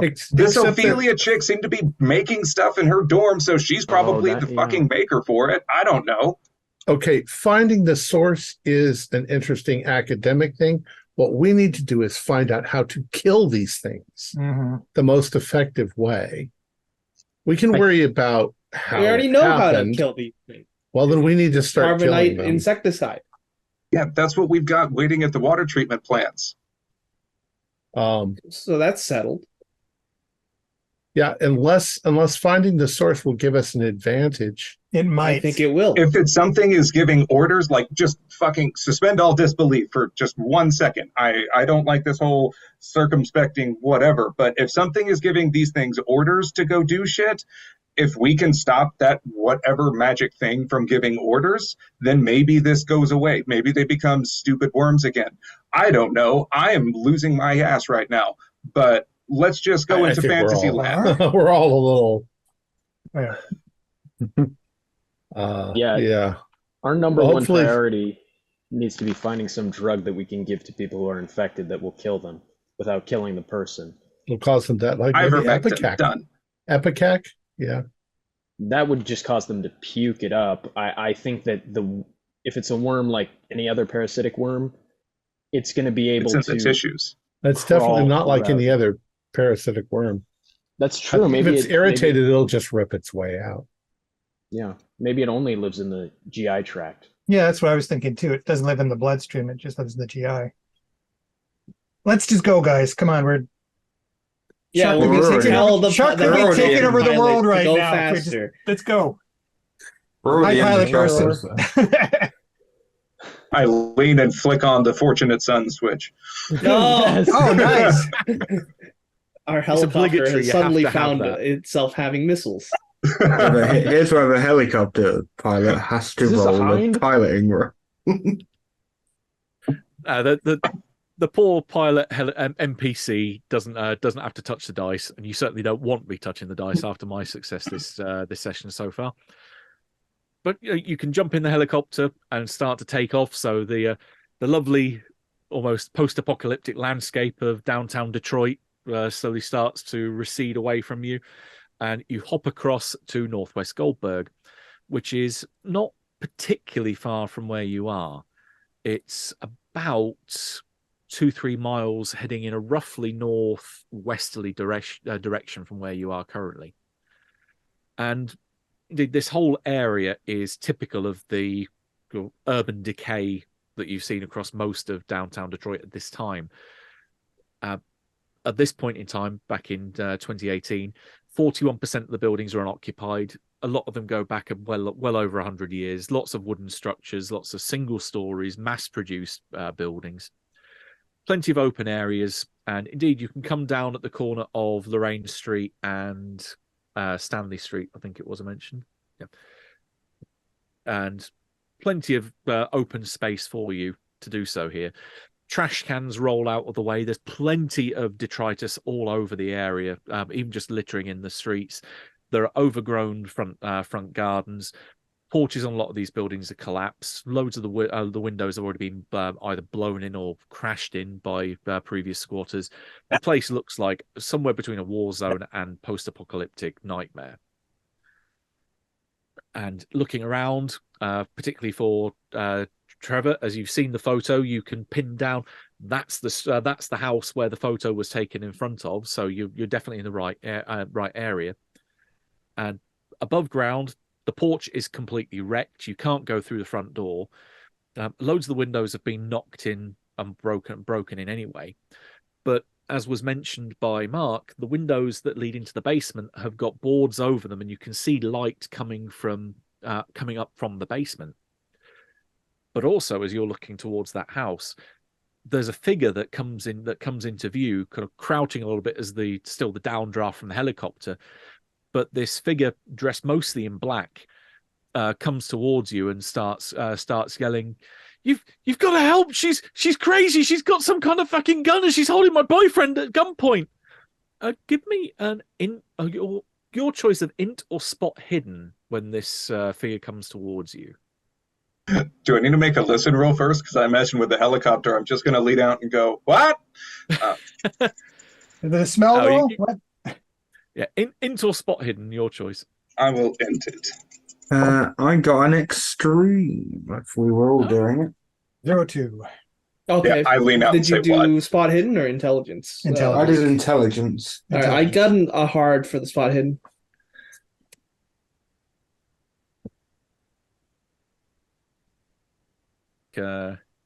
Three of you getting it so far, and Trevor's going, "What?" So how about Dr. Gat and Dr. Pepper? He's selling chocolate. I just got a About regular. 60. Degree of success? I'm sorry, what Int What or roll? spot hidden, your choice. int or spot hidden? 60 is a regular success. Intelligence. So for those that are regular, yeah, you kind of pause for a minute and think, hang on a minute, she looks a bit familiar. Trevor, your mainly it's the sound of the chopper is maybe completely dulling out your senses. But yeah, the others of you that are kind of hot on the ball and got hard or better, she matches the description that you've been given for Ophelia. Okay. We don't All have right. to trust her. So sure, her line of bullshit is that, what did she say again? She is looking genuinely panicked and concerned, and Okay. she's run over to a helicopter saying, "Look, this crazy woman's got my boyfriend at gunpoint. Come and help me." Police are on their way. Her eyes widen a bit of concern. Police? No, don't need police. I mean, I don't know who you are turning up in a helicopter, but I'm going to take whatever help I can get. Just not you're not cops. That look like a cop? Listen, But you're not dressed in police uniform. No. So. Yes. You need to stay here because your fucking worms are killing the city. Again, there's this look of concern that go almost as if the penny drops in. Hang on a minute, you know about the worms? Kind of look reaction across her. I'm getting ready to fucking deck her. I know, but no, but she responds with, "The worms aren't anything to do with me. It's Chuck's bloody experiment that he's got going on down there." Oh, okay. Ophelia, did you take any of the obsidian yourself? You know about this stuff? Who are Yeah, you? did you people? take it? Answer the No, goddamn question. I don't take any of the stuff I push. Have you kissed Chuck with that mouth of yours? Of course I've kissed him. Okay, you're probably contaminated as well. All right, but anyways, we know Chuck's to blame. All right, What? We're going to deal with it. You're put. assuming that's only if Chuck took his own supply. You need Sure, to. right. If he didn't, then he'll have half his brain about him at least. I We don't can even know where examine these worms came from. Right. Okay, Yeah, well, but, it looks like there's an emergency. The police aren't going to get here in time. What do we do? We Are we just going to go in there with someone Wait. with a fucking gun? Who's the woman and what kind of gun has she got? I don't know. She's some crazy bitch. Looks like a prostitute that's come in with a taser and has got him up against the wall, trying to asking where the hell's some other chick that I don't know what the so hell. it's just a taser, Oh. not a real gun. What is it? It's a gun, a taser. It's all the same bloody thing, isn't it? Okay. Chuck deserves to be tasered, okay? Is she Right. asking for Gracie? She looks at you. How did you know? Fucking hell. Or Yeah, Gracie's just probably the active. woman who She's died from the back. shelter. Yeah. Let's go talk to her. Okay. But since I have like enough brain cells to have now taken my noise canceling headphones off from being in the helicopter, can I give a psychology roll to see how genuine Miss Ophelia is being to these responses? If her I'll buy surprise seemed authentic. Yeah.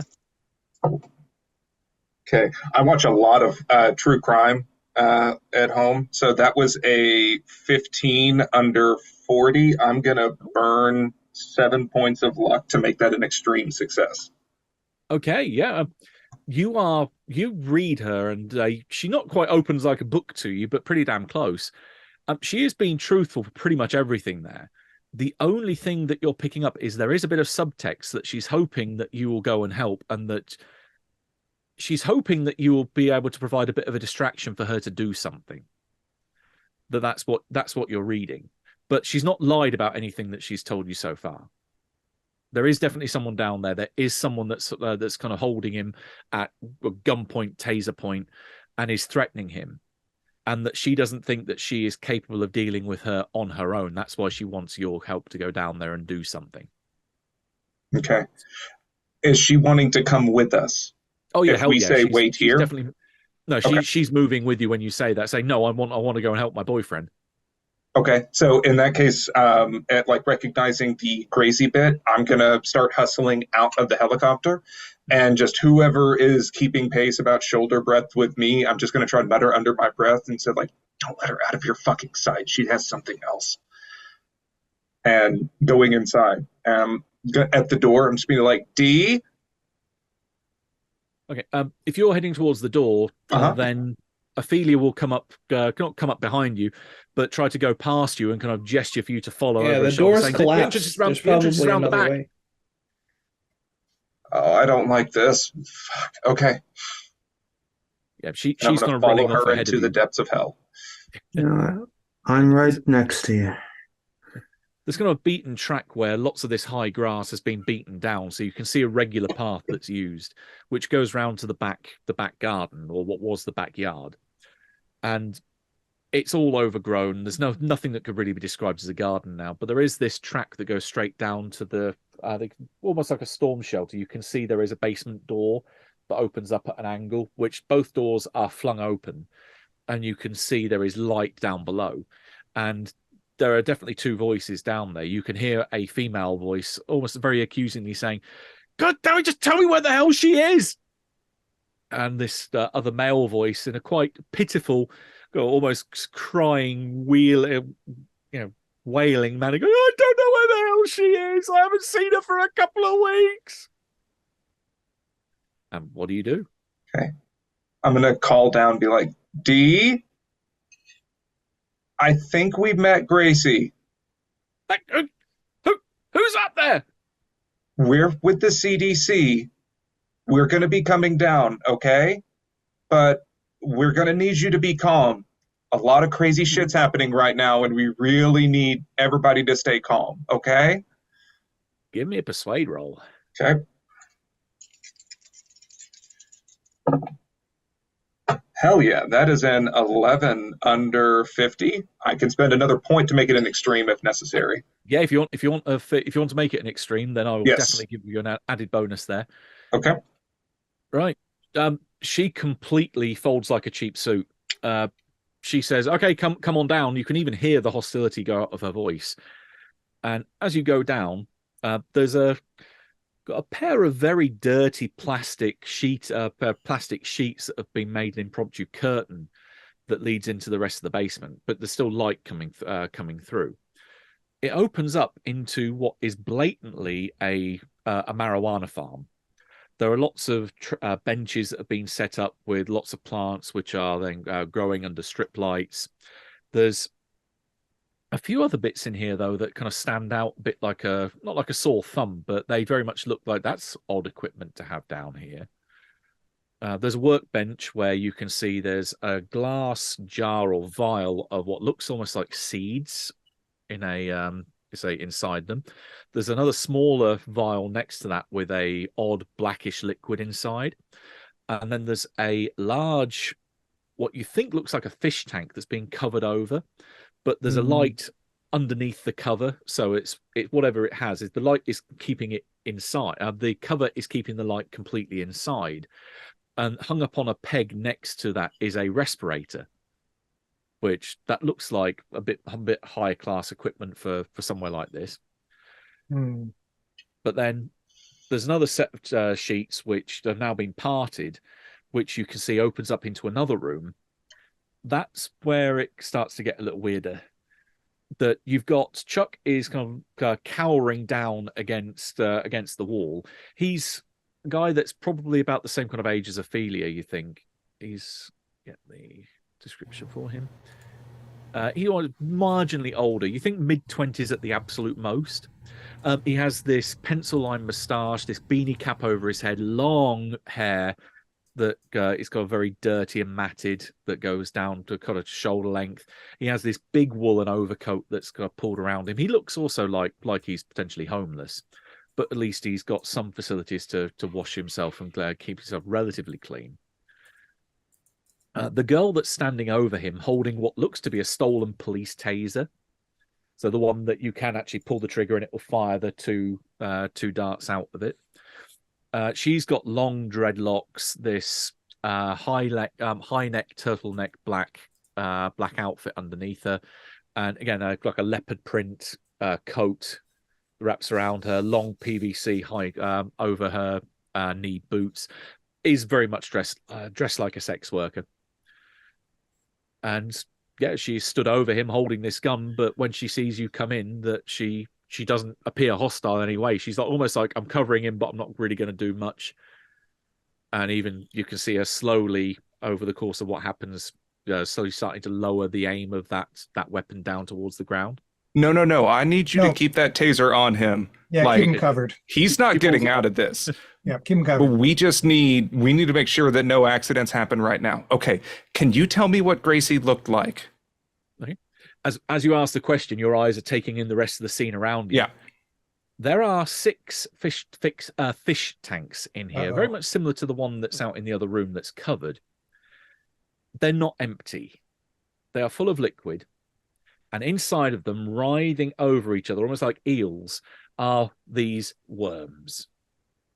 The heads of them are all pointed through the glass, looking towards you intently. Can I have a sand check, please? Okay. Yep. Fail, baby. Oh, fail. Remember, you cap out at 10 that you can possibly lose to these things, because it's a fail is a D10. So however much you lost the first time round, remember that will take off your cap. So there is the maximum that you can possibly lose. Okay, I lost 3 the first time. And what do you get on success? Is it A success is D3, fail is D10. And is it max 3 or is it max 10 still? Max 10. Okay. All right. I rolled a 1. Oh, you're lucky. I did fail because I did fail, but I lost 9 the last time, and if the max 10, so I only lose 1. I lost the 3. maximum you can possibly lose. Oh, 5 down. But not all at once. What's Ophelia doing now that we're down here and this stuff is going on? Well, she's lingering towards the back, and there's 6 people between her and her boyfriend.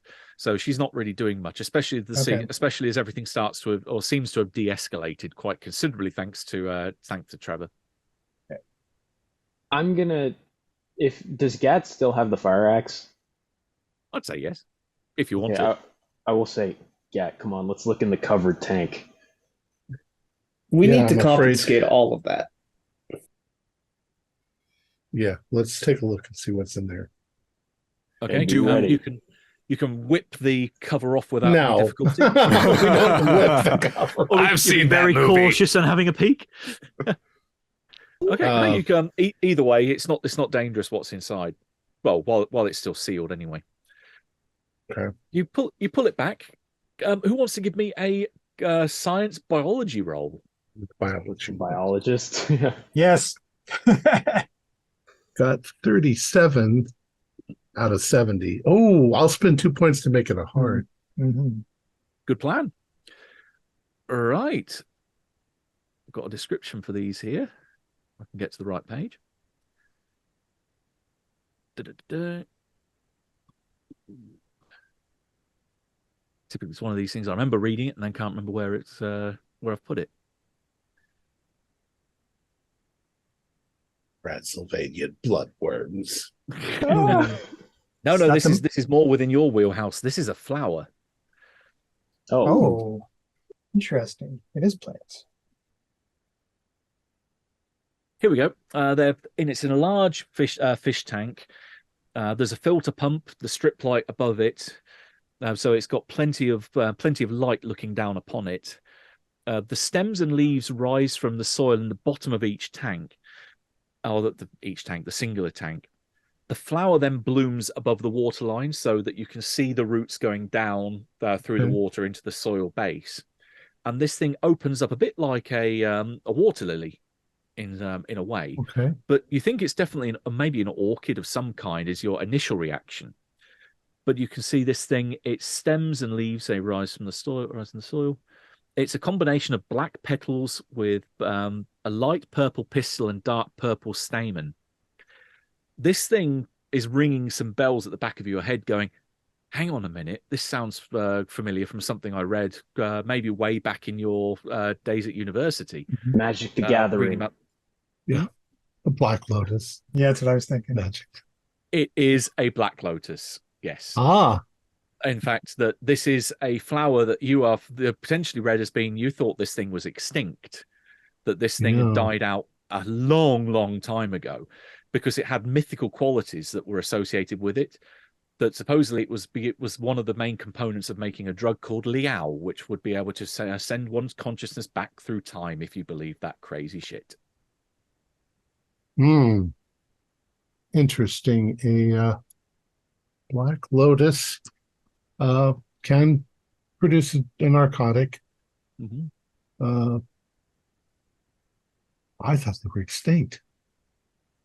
I'm gonna turn towards what's his name on the ground who's being Chuck. held.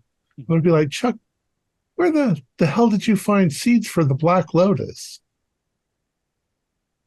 He kind of looks at you and goes, you know what that thing is? Yeah, it's a flower from Asia, I believe. He looks over, tries to look back towards the entrance to the steps going down into the basement where Ophelia is. Didn't you say that professor got it from somewhere in Turkey?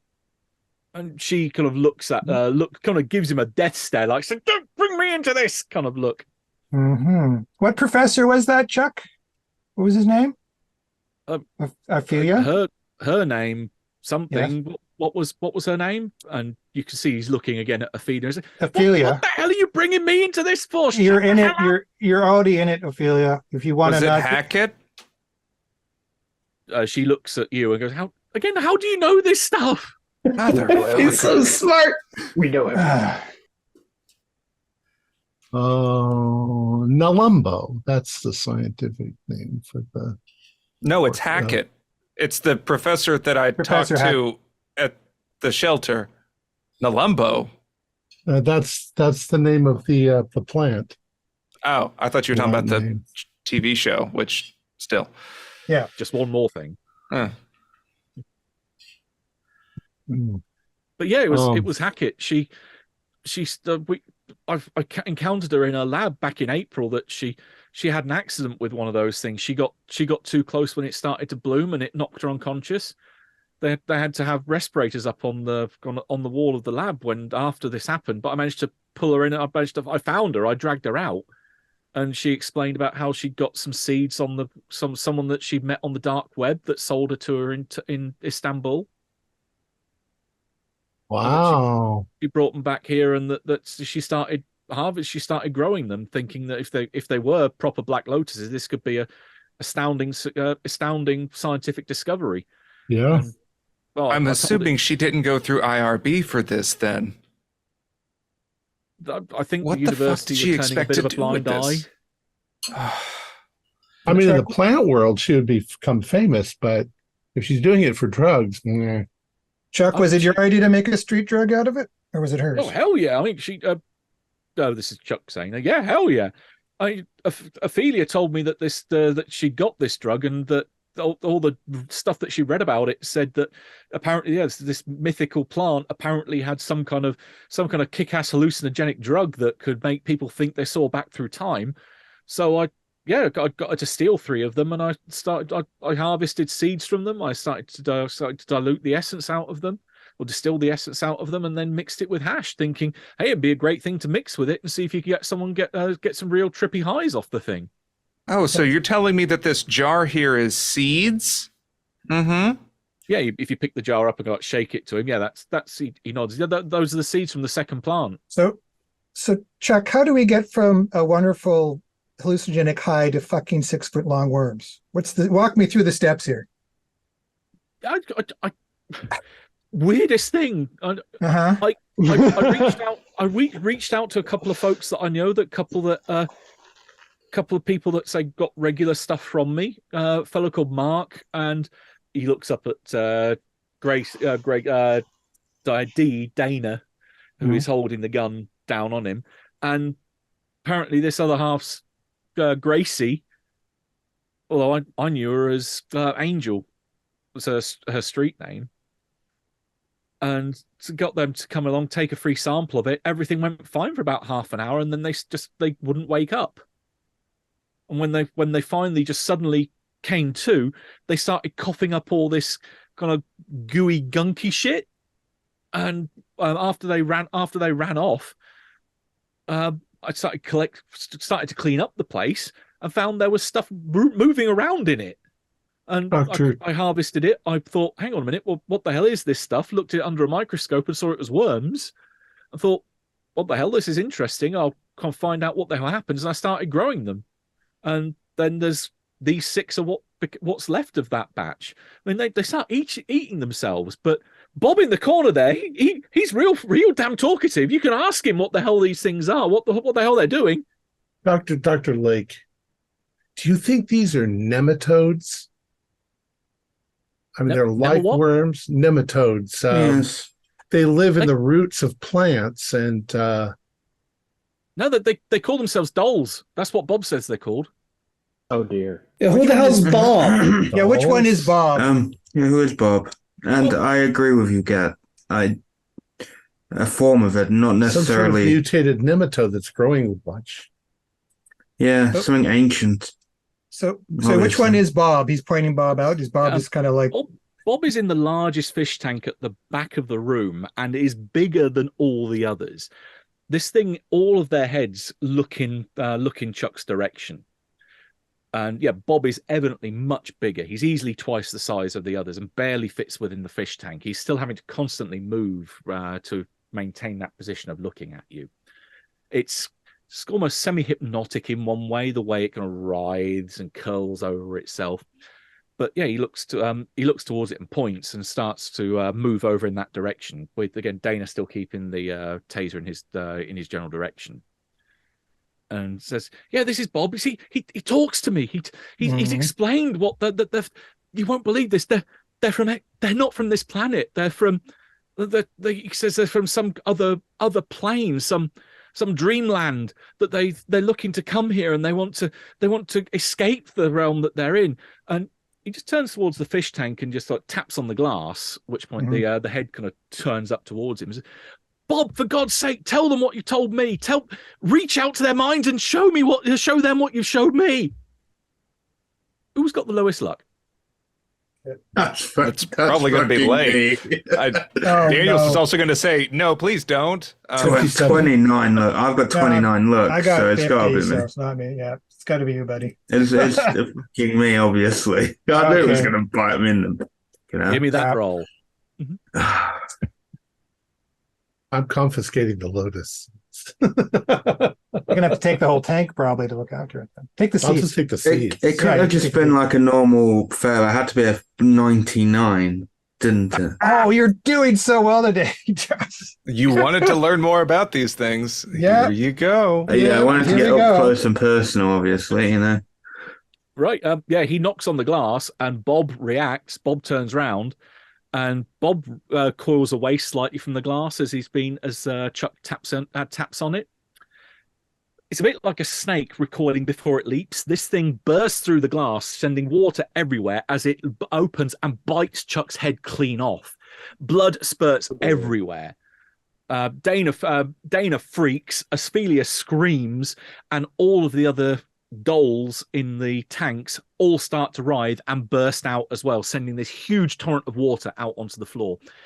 We'll go into initiative at this point. Time to go. We're not fighting these things.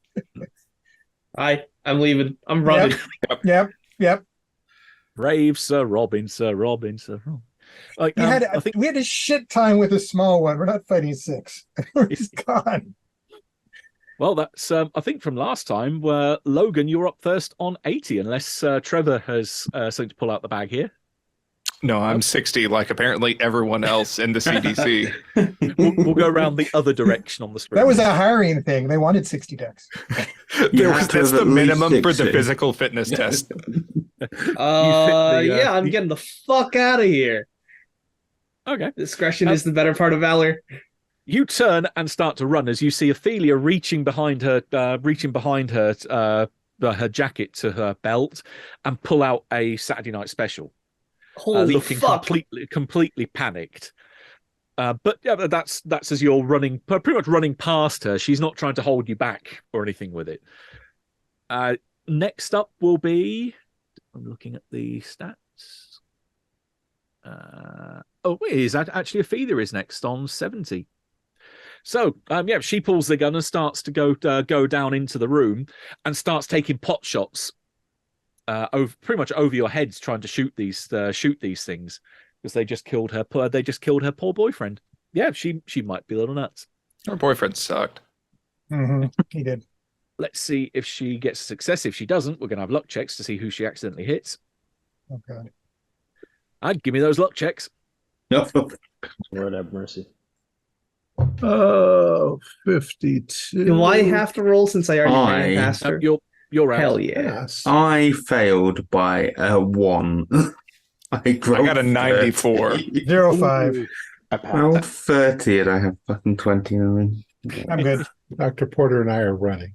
Yes, running.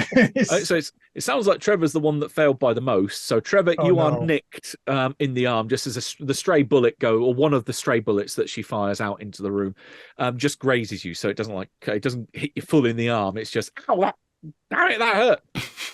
So that's she shot me. Oh God, Bob's the leader. Next up, before we get to the 60s, we have Dana. I think is next. Yeah, Dana's on 65. She's going to try and taser Bob, and there's water. Yep. Except she fires and just goes embeds into the wall because again my dice love me, it seems. So doesn't go anywhere, and now we go into the whole pile of the 60s. So we'll go with Trevor and work backwards through the order from last time. So Trevor, you're up first. Okay. So I didn't want to interrupt through the descriptions, but I intended to burn this place like in the most plausible way possible the entire time we were here. Was there any chemical or other equipment, like if this is more of a drugs lab, something that could easily be spilled and ignited?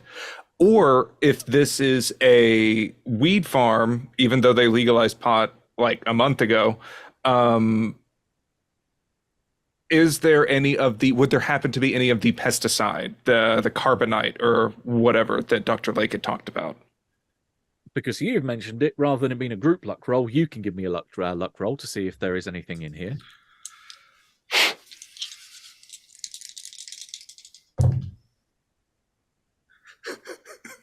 Triple zero. We're flammable.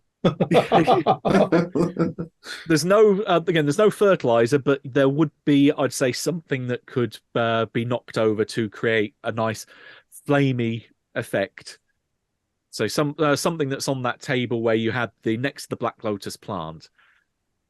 Sure, yeah. Then in that case, I am sort of like all the shots are bam, bam going off. I'm going to duck and sort of grab my arm, and I just want to rake my hand across the counter, just spilling any and all of the toxic chemicals possible. Maybe I just made mustard gas. Who knows? That's a crit fail on luck. And then I'm going to try and just book it out of there, hoping that we can throw a match and it'll light up later. I'll say with the crit failure on luck that you don't make mustard gas, but what you do is your arm catches the tank. At which point the lid comes off. Oh, you're within range. In fact, most people are within range. Give me apart from Logan because you're outside, and Trevor because you're definitely within range. The other four of you, give me a luck roll to see if you're within range of the fumes of the Black Lotus and might go unconscious. I'm helping. I failed. I failed. I got an 80, so I failed. God damn it! I didn't fail. Okay, who's the closest person to me to grab and run with? That's the thing, right? I'm going to run, but I'll grab somebody. Who can I grab? We'll see if who's left conscious at the minute. So Porter, you're fine. You can. You're not going to be within range to inhale this. But everyone else can now give me a con roll to see if they are. God, I have 17 con. You're going to roll an 88, though, Josh. 007. 50 in con. But 38 out of 70. Okay. That's 34. Does it need to be hard? No, regular success is fine. Whew. Okay. 007. Right, actually, so it seems I like won't spend. I'll pass out. Oh, you pass out then? So it's a bold strategy, Cotton. It's going to pay off for him. I ain't saving you. None of us like you, Cotton. I mean, Pepper. Porter turns around to leg it, and you think, "Oh, Dr. Pepper's right next to. Where did you go?" Good thing you're light, right, Dr. Pepper? You're small. I would probably also help you. No, with he Dr. has a Pepper. size of. What do you have a size? Okay, of 80? good. Okay, between me and Dr. Lake, we'll kind of carry him out there. I'm ready to do mental war with whatever's in this place.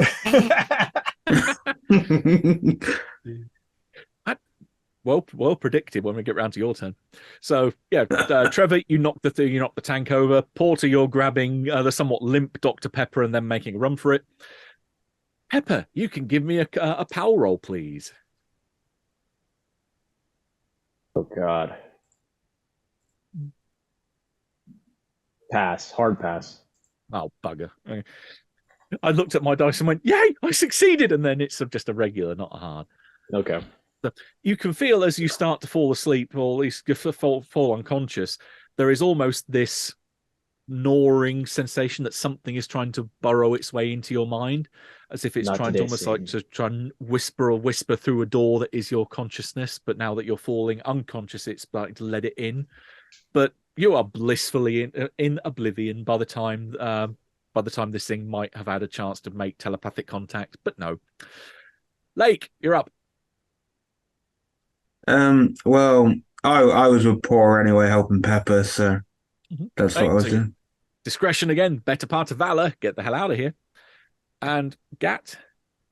I am running with those lotus seeds in my pocket. The jar. Okay. There was the running. lotus seeds, but there's also the black distilled essence as well. Yeah, Whether you want to grab that as well. No. I want to grow the flowers. I'm going to roll a luck roll to see if I might have picked up that black essence. Yeah, you can go ahead. Just because it probably would have. So Nope. If you failed, then I definitely spilled it amidst all the other bullshit from that counter. Yeah, I failed. I would save it from an act of Trevor. Was I supposed to roll something? Well, con, but if you put, I think you said you passed that. I passed the con. Yeah, I got 007. No, in which case you have the seeds, but the essence has gone anyway. But you're more interested in growing these things, so I'm interested in getting the hell out of here. So that's right. So there's act of Trevor destroys any other evidence, but that's all you guys in the round. That's the only very thing left. likely, Trevor, that there was alcohol up there to sterilize clippers and stuff. There was before Trevor knocked it and spewed it all over the table, and then the tank and everywhere else. We then go to the horde of 6 dolls. Oh God! Right, Bob rips apart what's left of Chuck. One of the others runs towards Dana. Well, goes slithers and writhes its way across towards Dana, starts chomping. One of them also then goes towards Ophelia. The other 3 turn on each other. But they almost they turn and look at each other. And it's like, no, there can be only one, and start to fight amongst themselves. These things, as mentioned, were by what Dr. Lake saw earlier. They are cannibalistic. So they very much see themselves as, nope, there is one top dog here and it's going to be me. No, it's going to be me. No, it's going to be me. And there is this fight that starts breaking out amongst them. And then we go round to the top of the next round. So as Logan's running outside, you can hear a van pulling up outside and the tuk, tuk, tuk, tuk, tuk, tuk, tuk, of feet coming out, or booted feet landing, as the SWAT team have arrived. Okay, I will talk to their captain. And I'll flash the badge. I'm like, all right, this is Logan Tassim of CDC. There is a biohazard in there. Make sure you wear your masks. And there's these creatures. They're crawling all over the place. They need to be killed. Right, I'm just point us at them. Or I'll point at the entrance in the side of the house. Okay, where there's a whole bunch of your colleagues coming out in various orders. But I did tell them to wear their masks. Yep, they start pulling down gas masks. That's all they've been issued with. Nice. They pull them down, and this heavily armed bunch of figures in black with SWAT written across the front and back start heading towards the back of the house. Both Ophelia and Gracie are going to try and get the hell out of there before they get eaten. So, Ophelia ain't, and Gracie managed to get out of there. So there is the young lady, the other sex worker that runs out the back. You can see that she's kicking away one of these worms, one of these dolls, away with one of her boots as she jumps up the steps behind you guys. But Ophelia, all you hear is this screeching scream, and she's trying to pummel the remaining part of the gun into this thing as it starts to devour her from the feet up. Then we go around the 60s. Trevor, what's next up for your fantastic action? Brave Sir Robin ran away, bravely ran away, away. My work here is done. Okay. So, beep, beep, Roadrunner Basically. promptly gets the hell out of there.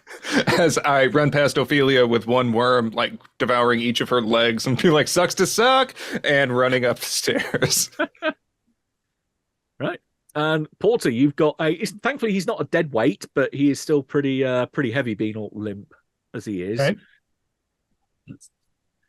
Okay, yeah. Are we out of the building yet? You're out in the back garden by this point. Okay. Do I see the SWAT team? There is a horde of SWAT team coming towards you. You can give me a first aid roll if you want. Absolutely. Time to throw that on. I'll put a 40 into it. Yep, 16. Only a 40 for Dr. Pepper? I'm running out of stuff. Come on, man. I still made it. I would have spent luck. Don't worry. I still made it. Okay. How's he doing? Right. You're able to tap him around a bit and make sure that if he is going to vomit, that at least his airway is clear. And maybe the fact that you've got far enough away from the fumes from the flower that he does start to come round. Okay. Are these guys look like they're going to go into the basement, though, the SWAT team? Oh yeah, they're kind of chugging past you at this point. Gentlemen, don't go in. It's too dangerous to engage directly. Porter, shut the fuck up. They're professionals. I spilled shit in there. Throw incendiaries. Throw incendiaries and accelerants. Do not engage directly. Too dangerous. Giant mutant snakes. Burn the place down. Do not go in. Porter, give me a persuade roll then, but I'll give you a bonus die for being backed up by what Trevor said. Okay, thank you. Thank you, I'm Trevor. coughing out this black kind of foggy smoke stuff. 23 and a 12. Right, you say that, and you can see that there's kind of this muffled response from behind the gas mask. It's like, but your friend said they're supposed to be. But you're getting this impression that oh God, they're Muppets. We're doomed. They're Combine. It's the electric mayhem going down there. And, you get the impression it sounds like they're saying that they got other orders, but if you're telling them, and here's the thing, right? You throw the incendiaries, they just burrow into the ground, they're gone. That leaves Bob to go away. But if these guys just shoot up the place, that's no problem. Unless the bullets don't penetrate. Yeah, I was thinking that they would just get munched on. I don't want to send people. They can try. They can keep their range and fire upon these worms. They're trained professionals. Agreed. So yeah, I don't like your idea of the incendiaries. You're just going to confuse them. The fire made the other ones run. Not sure. If the house burns down on them, that might be just fine, though. I don't know. Okay. Lex is not going to argue with that point. Trevor wants to burn this shit down. So yeah, we've seen fire work. So I mean, whereas no, you've seen fire fail. No, it killed the other ones in the other house. They screamed and died. Screaming. All right, you're right. And the mass of the building was burning and falling on them. That's not something you can avoid easily. Anyways, I don't know. What are they doing? They've got two, because you did succeed. They've kind of got two conflicting orders. They're looking between the group. They're looking back to Logan, basically saying, okay, what the hell are we supposed to do here? Kill the giant snakes. Kill the giant mutant snakes. Okay, so they're taking they're basically leaping on what Gat said, and they're going to go down and kill these things. So they're starting to rush by as Pepper is now waking up, kind of in Porter's arms, romantic. Looking up at him. Oh, Porter, I just had the weirdest dream. Really? What did you dream of? Was it me? I'm not telling. Oh, okay. Get a room. The Cubs won the World Series. Right. And Dr. Lake. Dr. Lake is kind of just he's still with Porter with Pepper. So as Pepper woke up, Porter's got him in his arms, and Lake's just staring at Pepper. I think the drug is completely safe. I mean, nothing happened to me. I think that they probably just injected the worms into them while they were passed out. Where did the worms come from originally, though? They came from people throwing them up. Yes. Taking the We'll drug ha- somehow equals getting a worm vomited out of you. We'll have to do some tests on you, Pepper. What's happening with these poor bastards downstairs? I'll get to that as soon as we've gone round to Gat. So Gat's the Okay. last up to act. I'm running out of the building. I'm not waiting. I see the guys. I just yell, kill the giant mutant snakes. I get far enough away from the building, and maybe I look back over my shoulder while I'm still sort of moving away. But I'm thinking I've got to call the authorities at the CDC and say, this is way out of control. I don't know what to do. At this point, we're fucked. But it does suddenly occur to me, didn't that thing say that it was from the Dreamlands? Mm-hmm. And that's what Chuck said. The drug makes you dream like you're in different places. Or, I don't know. It's a weird idea, but maybe they came from the dreams. Which is admittedly a slight contradiction from at least one. It contradicts what you know about the Black Lotus. It's supposed to produce this hallucinogenic effect that makes you see through time. There's nothing about dreams that. At least okay. Yeah. Well, hallucinations are hallucinations. Mm-hmm. I didn't hallucinate. I'm not going to worry about it. Right, the SWAT team head down the stairs, and there is an almighty eruption of gunfire down there. There's a couple. Let's see. One of them runs back out screaming because he's just lost a bucket load of sand. But he's not firing towards you. He just runs out into the dark and just disappears and hides. But the rest of them, there is this hail and ecstasy of gunfire that takes place in the basement. There is. By the time they come back out, there's a whole load of them that are taking off their masks and looking like they've been shell-shocked and looking towards Gat and says, those weren't snakes! What the fuck were those things? Are they dead? We got all but one of them. One of them burrowed into the ground and got out through a sewer entrance. But what the fuck, man? What is this? We don't know. No, we don't know. Just stay calm. As he doesn't know how to reassure because they look over.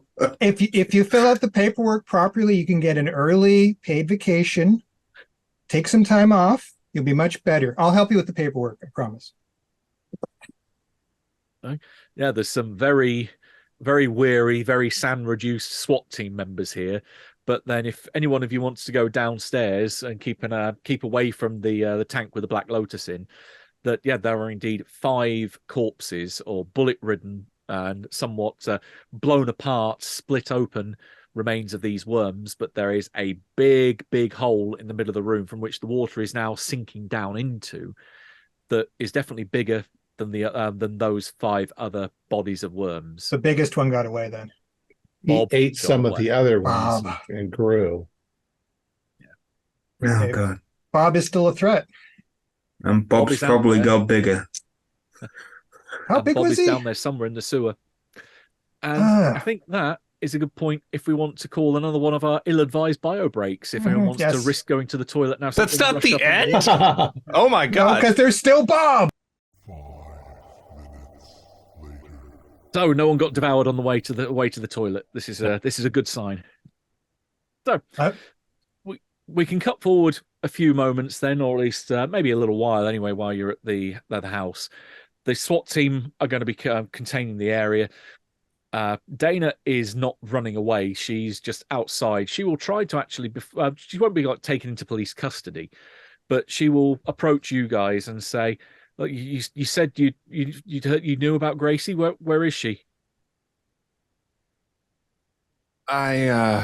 You might want to sit down a bit. And doesn't take much to make her sit down.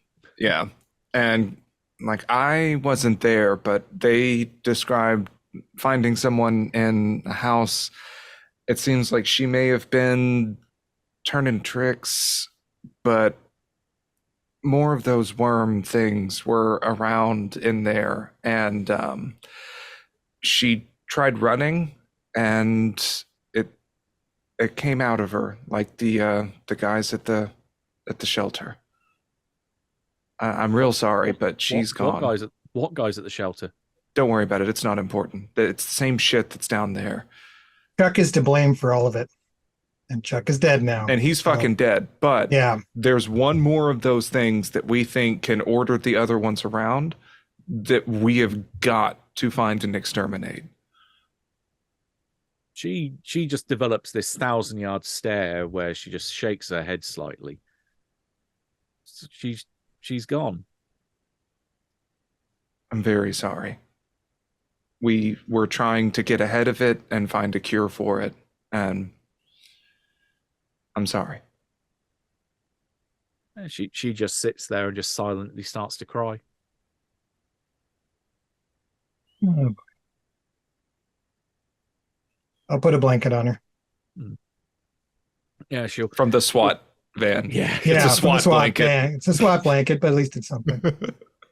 Put a Kevlar vest over. Yeah, here you go, Kevlar. Yeah, she'll wrap herself up. I mean, the authorities will eventually take her, not into custody, but at least take her away, maybe for debriefing, maybe for being checked up, because the CDC will send a team over here as well to make sure that the area is as decontaminated as possible, maybe to help pick up some of the remains of what's left of the worms or the dolls, as Chuck called them, and proceed from there.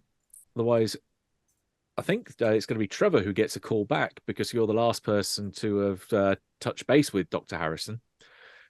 This is probably half an hour to an hour after everything's calmed down here.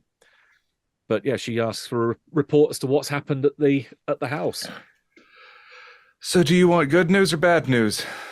And worse news? Fuck's sake! You just hear her kind of scream as she puts her hand over the receiver at the other end. Yeah. Just hit me with it, for fuck's sake. Well, so yeah, this place is fucking ground zero, and we managed to wipe out about 99% of everything that was here.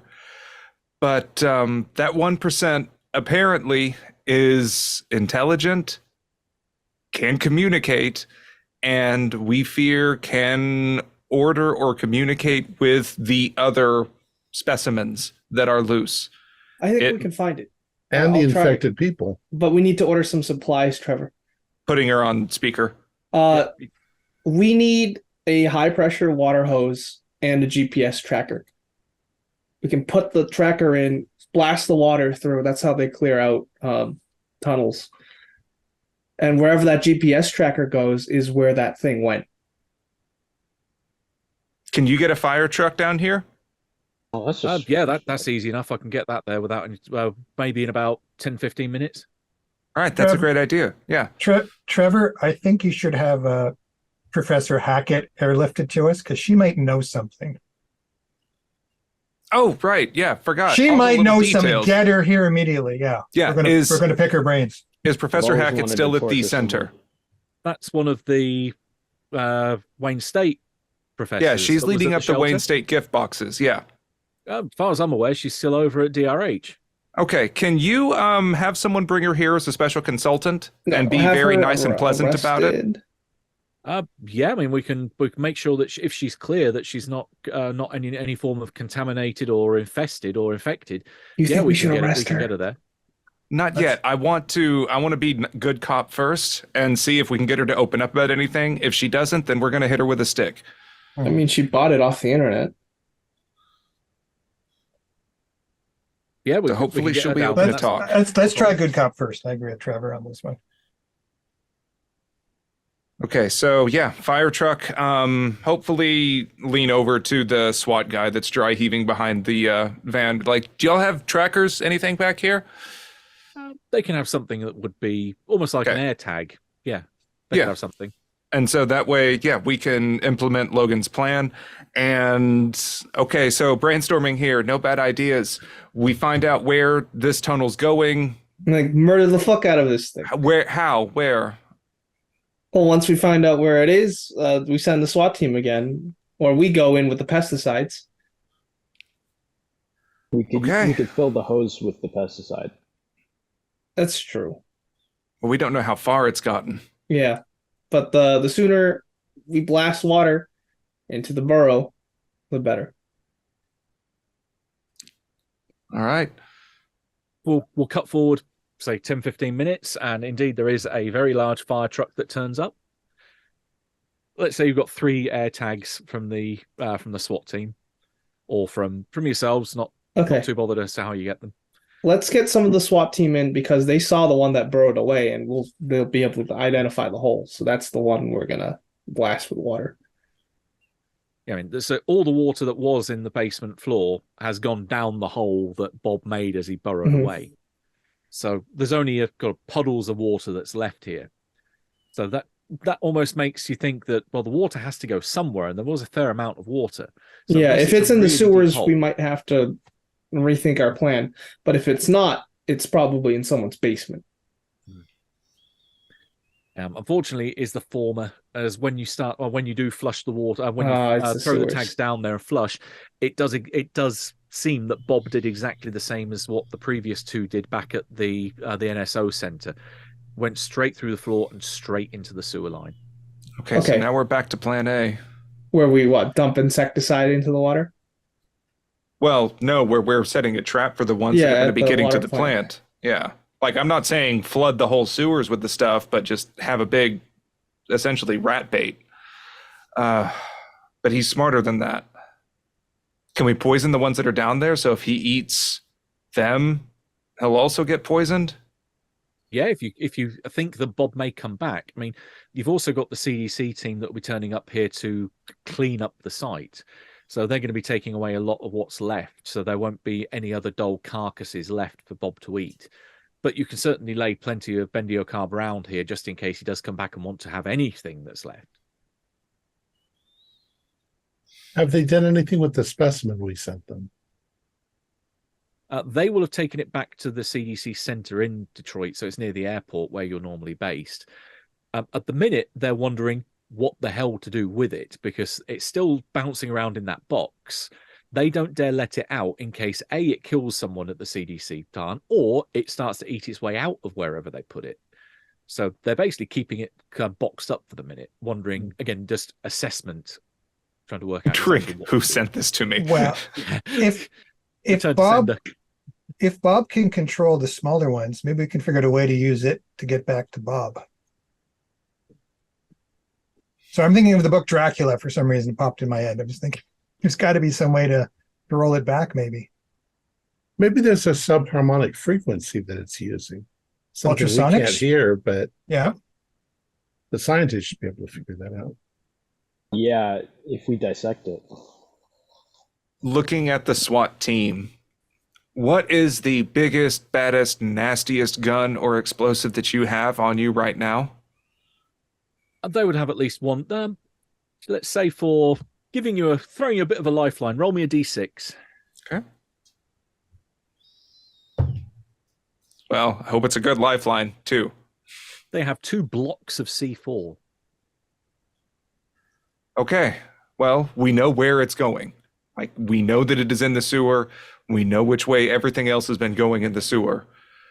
If we can get it to eat something, not me, and then detonate the C4, that should do the trick. But we don't know what... Who's volunteering? Before we do anything as self-sacrificing, let's talk to Hackett first. Yeah, I mean, they said it wouldn't be long before she turns up. So if you're waiting around, then indeed there will be an ambulance. Orion is volunteering to deal with the C4. What's going on here? It's nose goes. It's nose goes, and he's got touchdown or something. No. What? You go like that, but I'm giving you a chance because you didn't know. It's Porter. You touched your nose. No, I was doing it as an example. It's not Porter. It's okay, Lake. You can't back out of it now. We all saw. That was an out of character touch.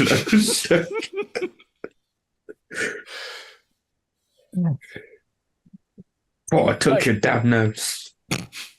Oh, Hackett turns up and is led over by one of the EMTs towards you. And it's like, I understand you. I got some word. I was called here. I've been given the all clear, but you need some. The CDC needs some further help. What do you need? We need to have a private conversation with you, Packet. She raises an eyebrow. Yeah, well, Okay. what's up here? Have you found Sure. out There's something really interesting that we found that we think that your unique insights may be able to help us with, and I'm going to lead her over to Ophelia's body. Okay, so that's downstairs because that certainly hasn't. Yeah, I'm taking her downstairs. I don't care right now. Just say like, well, we found your student. And before all of this happened to her, she told us a very interesting story about how you managed to buy a bunch of Black Lotus seeds online and then happened to pass out from it. And some of those happened to go missing. And then that's sort of what spurred all of this that's happening. So I'm really going to need you to tell me everything you know about where you purchased these, how they came from, everything else that comes to mind right now. Okay, yeah, she goes just wide-eyed. I mean, she is stunned and shocked by this half-eaten, half-devoured body of what was once one of her students on the floor. Good. Yeah, she will. She'll want a cover thrown over that, but then when she also sees the Black Lotus still in the fish tank on the against the wall, there's again this look of, so that's where it went. She kind of mutters under her breath. And looks around to you, looks around the rest of the room and looks back to you and says, you only found the one? There were 3 that were taken. This is the only one. This is the only one that we've seen here. Don't get close to it because that's nasty stuff. I've been close enough to it. I'm not making that mistake again. They mentioned distilling some of it down into an extract. I think it's kind of getting washed down the drain with everything else. I haven't seen any others. Well, yeah, distilling would have got rid of one of them. There was nothing else left. No signs of any other plant. As you can see, we've had other priorities to deal with. No, we haven't looked for your other fucking plant. Please answer my questions. Miss. Yeah, sorry. Miss Hendricks, do you know what a dole is? Isn't that some British slang for someone who's on benefits? Or... No. It's a big ass. What the fuck do I call this thing, Trevor? Worm. It looks like the worm from Dune. Okay? I was going to say, have you ever seen Dune? There, it's that. It was what ate Ophelia. She got chewed through by one of these things. You mean apparently the David Lynch film attacked them? Okay, apparently when you take this lotus and you go into La La Land, you vomit these things out. She's looking as if she's dumbfounded. Like inconceivable is the word that is just when you to leap out of her mouth. When you got too close to the lotus, you passed out. Did you experience anything? Did you just black out? Do you have any memories of that? Oh, I remember it very vividly. I remember it was Ophelia that woke me up and pulled me away from it. No. Before you woke back up, between passing out and waking up, do you remember anything? No, nothing. It was just literally as if I'm one moment I was stood there, the next minute I was on the floor and Ophelia was looking down at me. Great. So she's like Pepper. I don't know. Maybe some people are immune. Immunity. Yes. But yeah, I mean, I've heard stories that these things are supposed to be used for some narcotic, but that's not what I'm interested in. I'm interested in resurrecting a plant from what we thought was the literal dead. This thing is supposed to be extinct. I was working with the university to make a full-blown analysis of the world's only analysis, a scientific examination of this flower. I mean, we had, I think there's 12 that we had originally, and that we went down to 9, so that we've got the other 9 back at the university. No one else has had any problems with them. After my problem at the lab, we've got procedures in place to make sure that no one went near it without a respirator. No one else has fallen unconscious. There's been no adverse effects to myself, and I think the whole narcotic thing is just bullshit anyway, being quite blunt. And I was literally, these things have complete scientific interest. We've got no agenda regarding drugs or whatever your David Lynch reference is. I don't what the fuck is going on here? They're just a plant. Yeah. Sorry, Daniels. I thought there's a chance in hell she knew what the fuck how this was related. It was worth a shot. No, Thanks for coming by, Doctor. If you have any insights on how to re-dead these things? If there's anything else that you know about these plants that could be useful, I am a pharmacologist, not a botanist. Please enlighten us, or you can go. No, like, the only things that I'd been told were that, or at least been told in my research, were that these things could be distilled or made into some kind of hallucinogenic drug. That once it was taken in kind of its pure form, that it has this ability, or this makes people think that it alters their perceptions in weird ways. But yeah, I don't know what else to tell you. Once she lays a particular word in there, pharmacology can give me a roll. Okay. Ooh. The man for the job is here. That is a 44. Too bad this isn't Delta Green. It's a pass, just a regular pass. Okay. And particularly what she said there is that it's when you take it in its unadulterated, or at least its pure form. This has been mixed with something else. This has been mixed with hash. This is not how it was intended to be taken. Oh. Drugs are bad. That's all I got out of this. I can at least like relay that they. So if this is how things are supposed to be taken, that dumbass fucked it up. And do you want to burn enough luck to get it down to a hard? Fuck it. Yes, because I am stumped. Yeah, maybe riffing off something that again was mentioned about these dreamlands. If your mind starts going off and extrapolating in different directions, one of these weird stories you've been told about hash is apparently people who take it can go to, if they dream the right way or they're so crazily inclined, apparently hash is a way that you can enter this mystical realm that people sometimes refer to as the dreamlands. I feel like because Dr. Gatt was the one that mentioned that before, Trevor is still very skeptical, as I'm still bounding a lot of this in terms of reality, and like something hinky is happening. But I think that Gatt may have made that Dreamlands link to it. And I wasn't even serious. It's just nonsense, right? Well, what if it's not? Nonsense. There's no such. Except we're having little children about the. Except there was a fucking talking worm down here. We're living in nonsense. We need to go kill the nonsense. I want to go back to regular sense. Wouldn't it make more sense that it was an alien? So if it is, cool. It's an alien from Dreamland. What do we do? Well, have you ever seen that movie I almost said Five Nights at Freddy's. Sorry. The one with Freddy in it. Dream Warriors. Oh, Freddy Krueger. Yeah. Yes. You sure you haven't been taking some of this Liao and seeing into the future to later film releases, yeah? Nope. I mean, he did think of something when he passed out. It's a biological entity. It has to be able to be killed. There's no way it could be invulnerable. So we just got to find out how to vulnerable it and kill it. Well, I think C4 should be able to do the job. God help us if it can't. I think C4 should do the job. So I guess the question is, we know the drug allows you to connect with these things somehow. Do we take the drug to figure out where it is? No. So we can kill it? I'll volunteer for that. I'll do it. The doctor's going to take drugs. Are you already taking drugs? He's already. I think he had a good dose of it already. It might give us an insight, and like if it connects with it, then that's how you connect with it.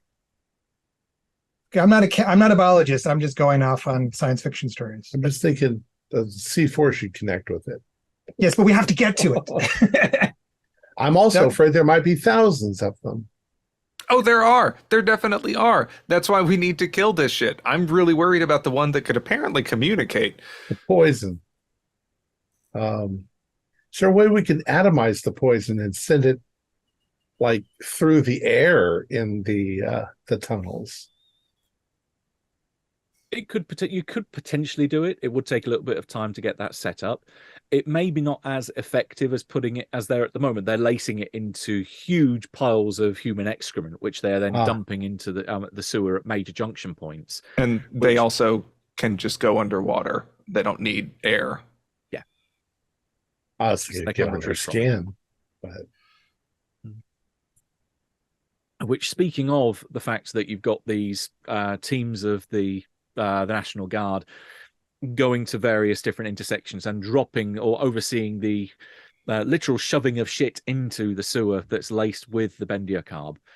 They are reporting, coming back to Harris and then coming back to yourselves, that they do seem to be taking the bait, that there's plenty of these large ones down in the sewer that are working their way towards these piles and quite happily munching their way like pigs in a sty. They're having a whale of a time. So it does seem to be having some effect. Well, obviously, it will take a little bit of time for it to work into their system and kill the things, but they are definitely taking the insecticide. Or the pesticide, even. All right. After about an hour, unless there's anything else that you want to do in that time, so you've got about an hour's leeway if there's anything that's pressing. I mean, do we want to head to the water plant? Yeah, I think so. Be there when it happens. Yeah, head it off. Get a tank? I don't know. You could try and get one down there if you want. That'd be kind of badass. Yeah. This is 2018, so we have the internet. Yes. I'm as we're going, I'm going to see if I can find out anything on this Dole or any sort of weird connection with that word, if any. Might be nonsense. Right. Just figuring out how to spell it is probably. Well, there's some confusion over whether you spell it with a D or a B. So give me your choice of computer use or library use. And because you're doing this in a relatively short space of time on a mobile, looking up a mythos word, let's go for an extreme success required. Okay, let's see. I am going to spend another 50 to put it in. We'll say library. Same way, either way. Oh, I thought you meant 50 luck. I was like, damn. Yeah, no. You want it bad. I don't have a score roll, so let's see. I got an 11, so what do I need to make luck. 50?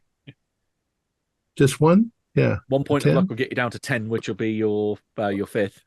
All right. I'll spend the 1 point of luck. Right. You end up finding a very obscure scanned-in document that's then gone through an OCR, optical character recognition program, so that it then appears on the search, being able to search it via Google, that someone has uploaded this to Google Docs years ago, and it's just sat in a very obscure folder, not really looked by anyone. And it's a bit hard to pronounce the name. It's like Duke de Merengue. It's an odd name or surname this comes up with, where it talks about some kind of transcript of a conversation he had with someone called Carter. And there's some talk about somewhere called Yadith.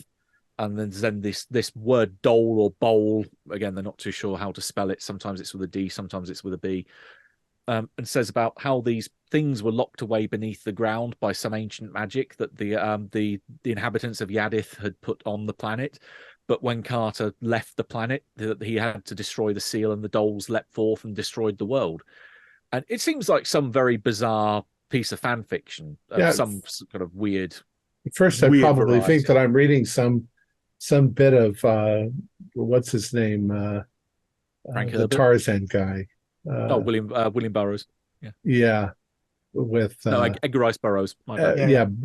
Carter of Mars. Mm-hmm. You know, there's some weird stuff in here, but I don't know that it's related. I think I just might have. It's just a word. It just seems a bit weird. Or these things, these worms destroy eating worlds. Maybe. Hopefully that's not accurate. Yeah. They eat and eat and eat until they eat the whole world. Hopefully they can eat lead, as I'm going to be trying to coordinate with Dr. Harrison that, like, if we're going to mobilize National Guard, let's mobilize them in front of the water treatment plant and give this thing hell.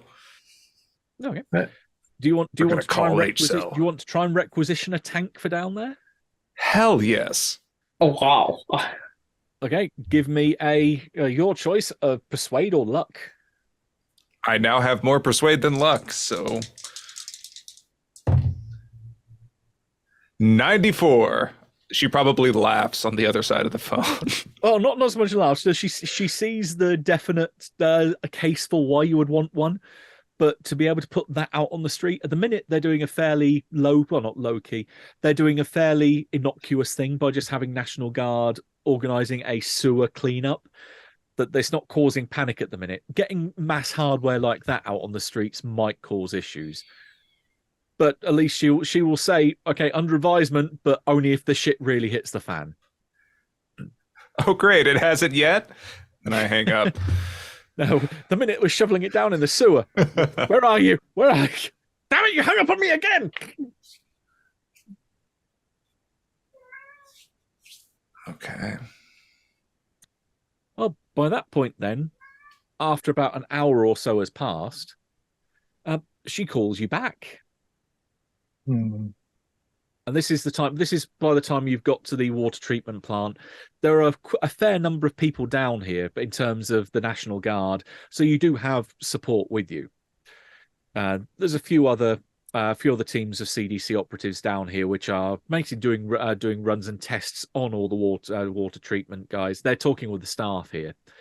There has been no sign that any of the worms have gotten this far, which you think is a bit weird. That even if they would have been caught by the filters, there'd still be something. But no, nothing has reached the water treatment plant, which is, to some extent, wiping a brow, going, "Holy fuck! Thank Christ for that." But Bob might be eating all the other ones. Yeah, Bob is eating going to them be all. getting bigger. I want to pull up the maps to find out if they're not here, like looking at the closest junction points in the bottlenecks that, like, we've had records that they have been so far, and trying to find out where they're at in the middle. If Bob is big enough, when he creates some seismic disturbance that could be registered by our earthquake detectors. Oh shit, are we in tremors now? No. If he's big enough, they can register really small. No, yeah, it's a good idea.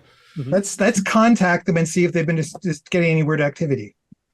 Funnily enough, this is something that Dr. Harrison would inform you that they have had that idea, as you were saying, that these things could be pretty big. They have sent a few of the teams that have been going to monitor the various different major junctions, like what Trevor's identifying on the map. They have sent some teams with seismographs down there to look for activity of, is there anything big moving under the ground that we can get notice of? One of those teams hasn't reported in for about half an hour. Oh, God. And That's one of the where they say that it's supposed to be, it's in the West Side Industrial Estate. And it's on the junction of Howard Street and 6th Street. It's in the middle, a fairly, in terms of an industrial estate, a fairly maybe slightly affluent area.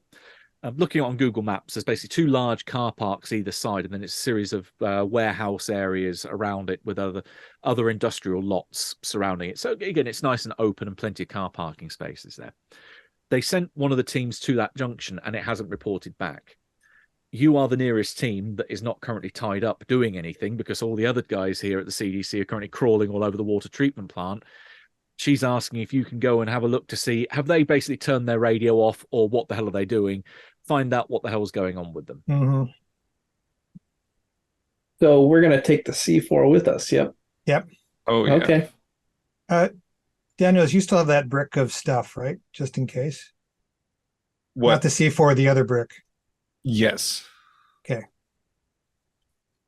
And Dr. Lake, here's your new shiny vest, since we all understand the ironclad rules of nose goes.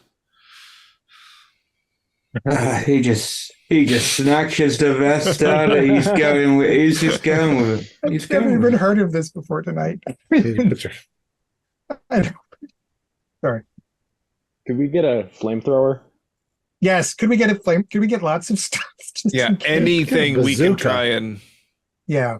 Get a missile.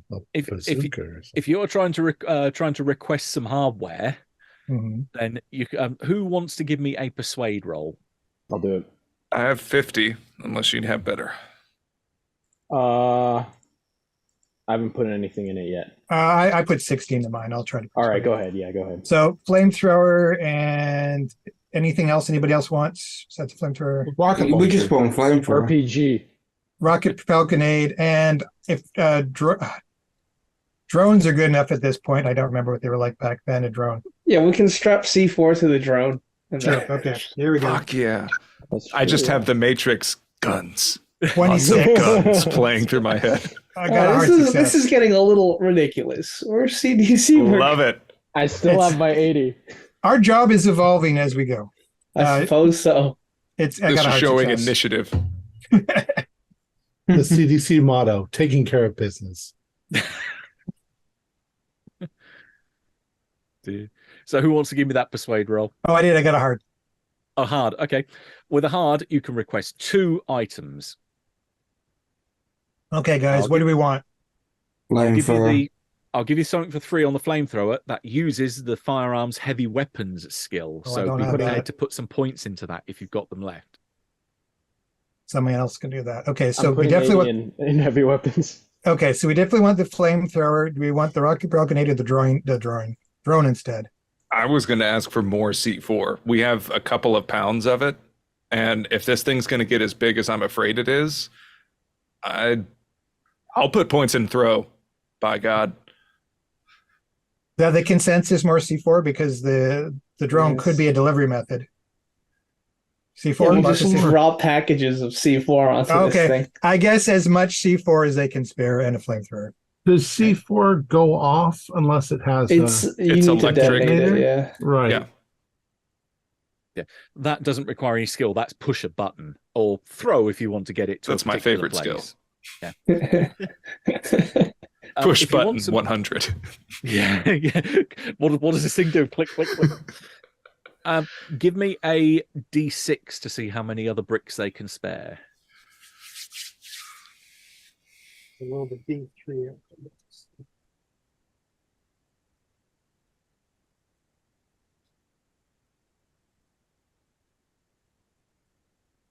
I have too many D12s. I don't know why I have so many D12s. Roll it. I don't care.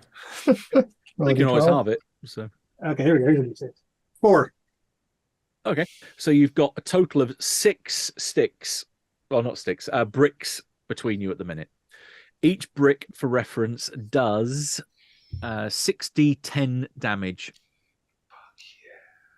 Enough for a suicide vest each. Is that how we're going to do this? I mean, honestly, dude, like, let's do it. I like my job. What the fuck are we doing? Apparently, you are being very proactive in your pest eradication methods. I was thinking we could put it on a vehicle and I don't know. Okay, so we got our stuff. Okay. Yeah.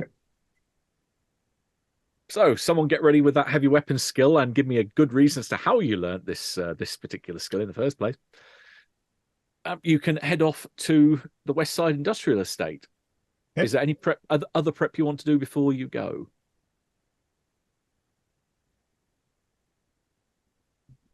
Call my partner and tell her I love her. Oh, that's so sweet. Which is also the biggest death flag, but yes. It's like I was saying I was one day away from retirement. Uh-huh. Put my seeds in a box and UPS them to my house. Good So I idea. don't have to carry them around. Yep. Contingency plan, nice. Mm-hmm.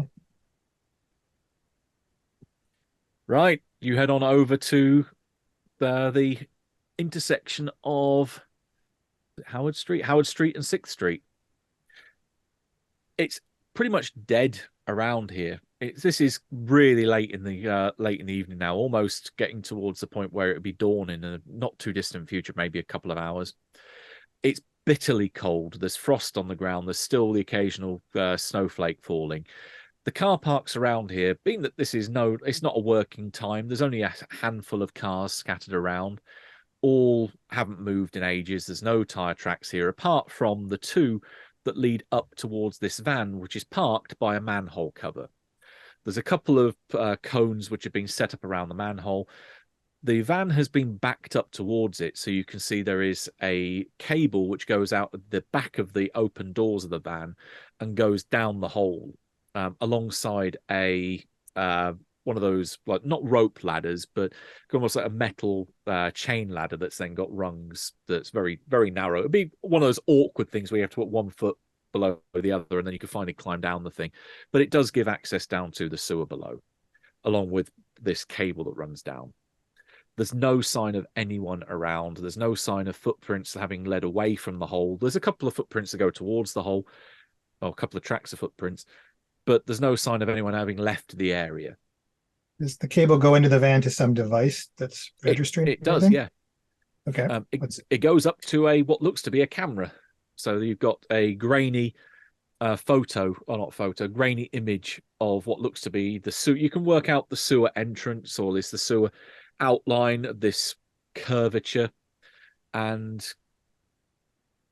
yeah, it doesn't seem like the tunnel goes very far, because there's something blocking the tunnel pretty close to where the camera is. Bob.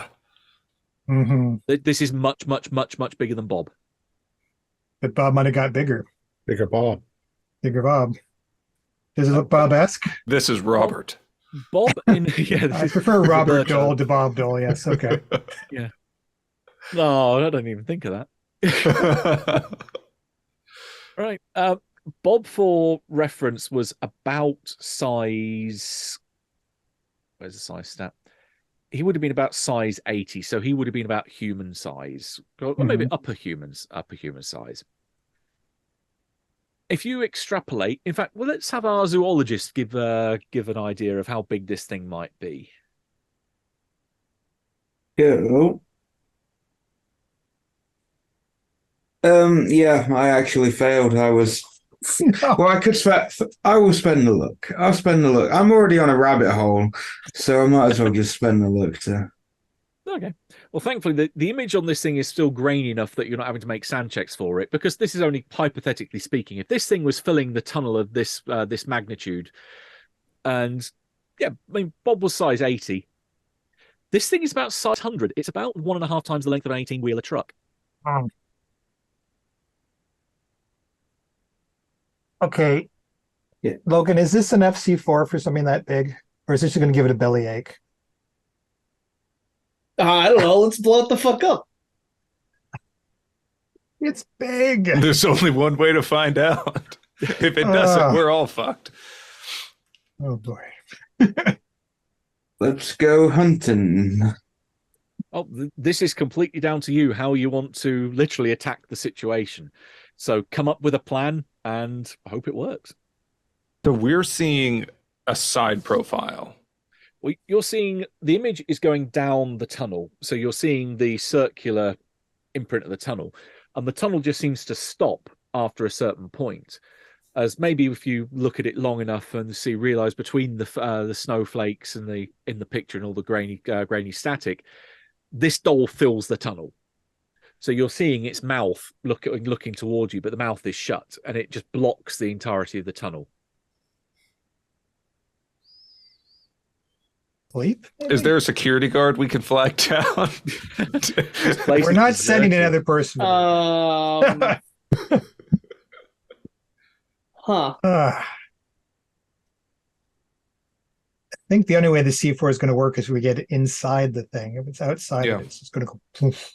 Well, Lake already How do we make it so- open its mouth? Aside from the obvious way that none of us are going to do,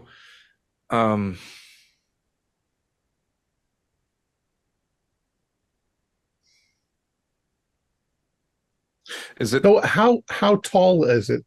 You say it's filling the tunnel. How tall is the tunnel? Well, the tunnel you have to go down 30 feet before you can even get in the tunnel. Right. And then the tunnel itself is about 12 to 15 foot across. Yeah, it's taking up the whole tunnel, huh?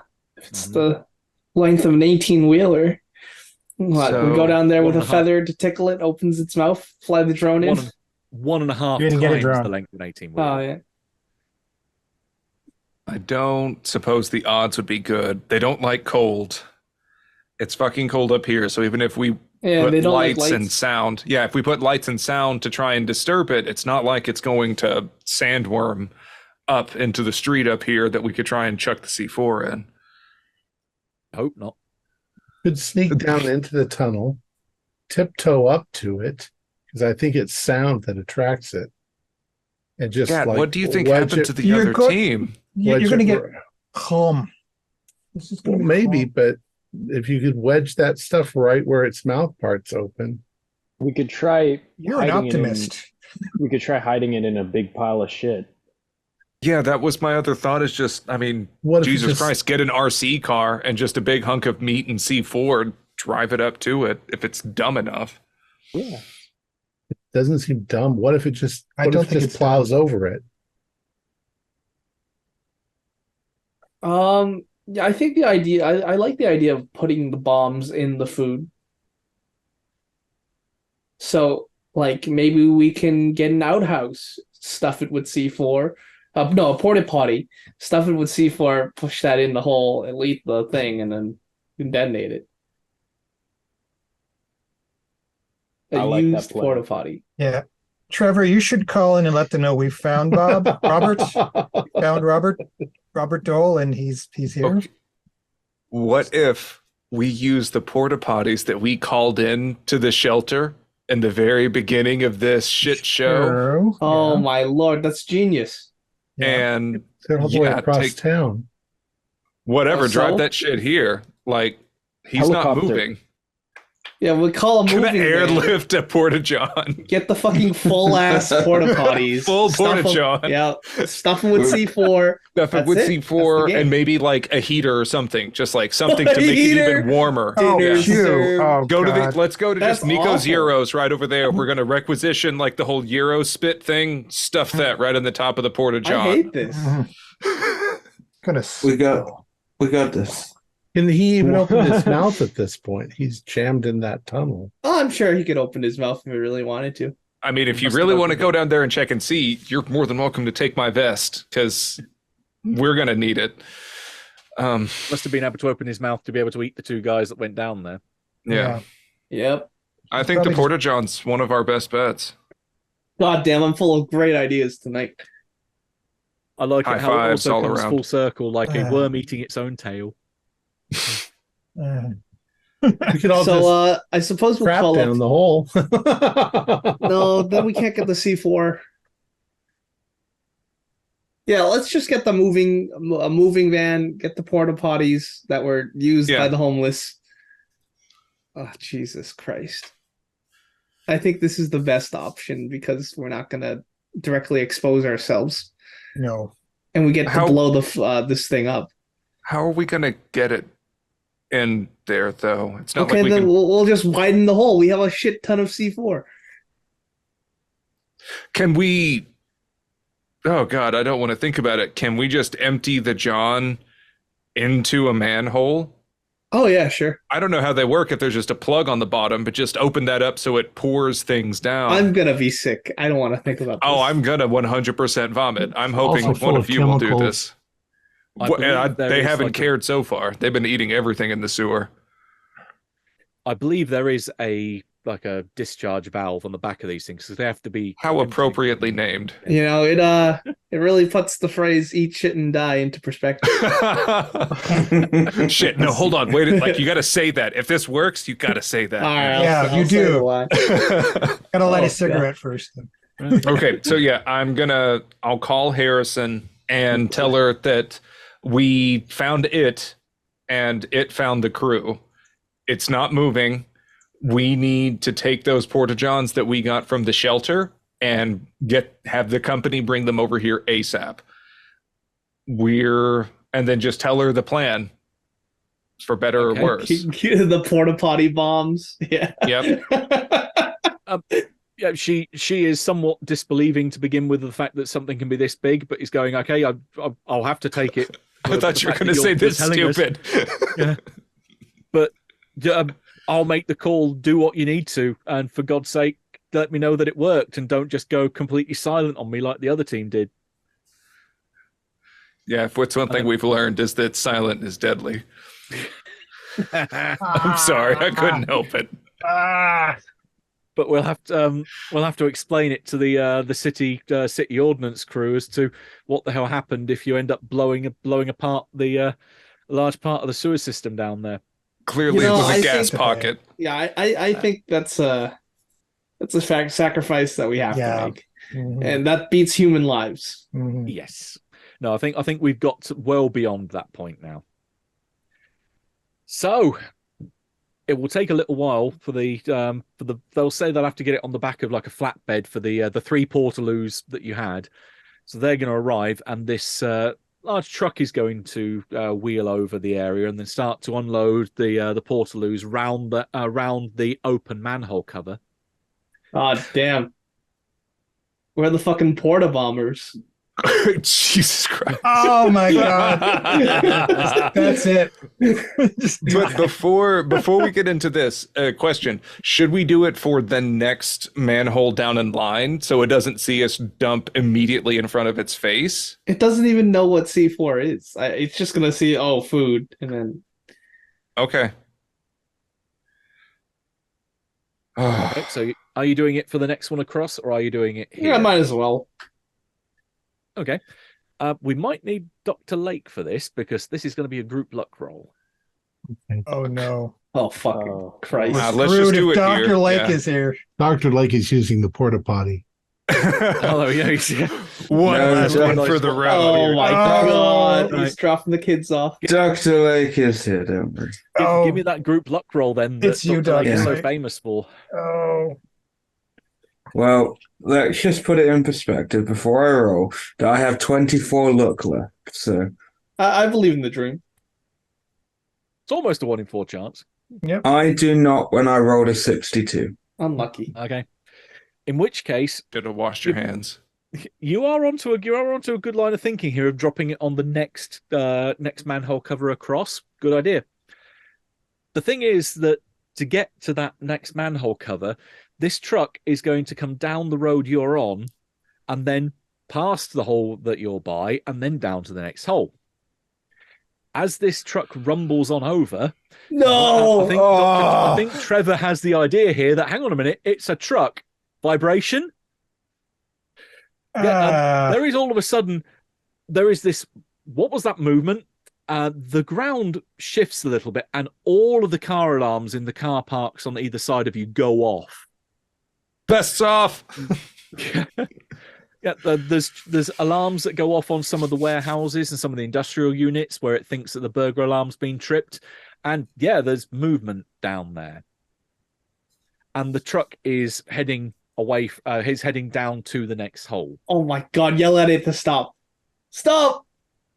Stop! Reverse! Get out of the truck. Okay, the drivers are going, hang on, did you feel, they kind of yell back to you, did you feel some kind of earthquake? Get out of the truck! Get out of the truck! Run! Okay, they start revving it, and the ground starts moving again. What do you guys do? I'm taking my vest off and getting ready to try and chuck it into the Sarlacc pit when it comes up for the Porta-John truck. Get it when it's open. Yeah. Yeah, actually, honestly, we could throw the bag onto the truck. The bag of C4 onto the truck. Yeah, do it. Okay. I'm gonna put this down to a throw roll rather than like an opposed dex roll, because this thing, while it is big, is not very quick. I got this shit. So what is going to happen here is you can see the earth start to rise up as an arc, like a pyramid below the truck, as this thing starts to burst upwards and this huge maw start to open up and try to envelop the truck as it rises up into the air. Can you throw the C4 onto the truck before it is completely enveloped? I think I can, if you'd allow me to. I'll put a 60 in the throw. I was going to say, I'll put a 60 in it if you won't. Yeah. All right. Fortunately, I do have luck left, but I did roll a 20 out of 60. So okay, that is a very palpable hit. We'll spend 8 to make it extreme. Okay. There is a thud as the C4 lands between the 3 porta potties, and then there is this almighty glump as this thing rises up out of the ground almost towering above every building around it as it gulps and then emits this huge scream, which must be heard for easily a mile or two around. Sanity checks from everyone, please. Hit the fucking that was plunger! great, Logan. Who has the detonator? I failed. Fail. Made it. Oh, I lots failed. of failures. This is good. Well, it might be down to whoever's sane left to roll this then. Those of you that passed, it's a D4. Oh boy, I'm ready for the D20. Yeah. It's the D20 if you Hell fail. yeah. Oh, D20. That's fine. shit. Yeah. God. Yeah. Yeah. This is bad. Is 20 bad or good? 1! Is 19 good? Better than 20. Well, Trevor is fine. It seems like the polyhedral gods are on your side tonight. Mm. Oh, and 1. Going rubbing it in the face of them, going, "Hey, I can make a good throw check," and I roll crap. It's on the myself. confidence from that extreme Hell yeah, success brother. throw. It just like nothing but net into the mouth. Sign me up for H, so. Those of you with more than 5, give me that int roll. And hopefully Dr. Lake is as dense as he was last I mean, time. if they're already past indefinite, they're just. Good point. Yeah. Yeah. I Yeah. so passed my intelligence. I got a 2. Uh-huh. Yeah, you comprehend. Yeah, these things, if they grew any bigger than this, they could be a planet-threatening infestation. I'm over because I'm on 11 sanity, so I wasn't even going to roll because I'm way past. Holy crap, what'd you start at? Oh, shit. Yeah, you are I've indefinitely insane without any I've question. taken all the big hits of sanity throughout this entire thing. Oh. I rolled for indefinite. I got flee and panic. Seems Okay, pretty apt. That that's seems what, a Gats pretty do. sane response, all things Yep. considered. Yeah. Look, it's a D8, isn't it? So, Dr. Lake, would you also like to give me a D8? That's it. Where's my D8? Go red mist. Go red mist. No. No, don't go red mist. Don't go red mist.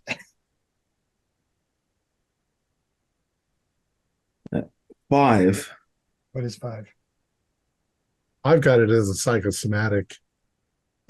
I mean, it's- I kind of want red mist. You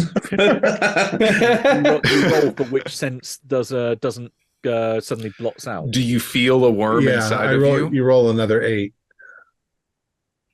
Oh, that'd be a good one. You feel a worm inside of 2. you. Get it out. You got to rip it out of you. You just go deaf. That What? scream just you Oh, can't yeah. hear anything. I think Yeah. we're all about to go deaf because of the explosion. Uh-huh. Right, Dr. Porter next. How much did you lose on the D20? I didn't. I made it. So I lost. Oh, okay. I lost 1 point on a D4. Oh, you're good then. I thought you said you failed. No matter. No. But But Logan's got the detonator and he's good. So. Yeah, I you do gotta not say have the it. detonator. Oh, who's the detonator? Trevor. I do. No, okay. The guy screaming, running away. Trevor's Trevor got has it. the detonator. Okay. But for those of us that still like are not shitting our pants and running away screaming, I'm gonna like have my hand and like look at Logan, be like, all right, say it. Eat shit and die. before you push the button, do you want to give me an int roll? Oh God. Uh-oh. Uh-oh. What did we not think of here? What? 61 under 70. Yes. Okay. Your first thing is that this thing is pretty much right in front of you, has come up out of the ground and is right in front of you. Your other problem is it's right in front of you. If you hit the button, you're going to be well within ground zero to blow yourself up in the process. We want to wait and let it go. Or somehow get the hell away. Make like Gat. So then with all of our hands on the thing, be like, wait a second, and then start sprinting.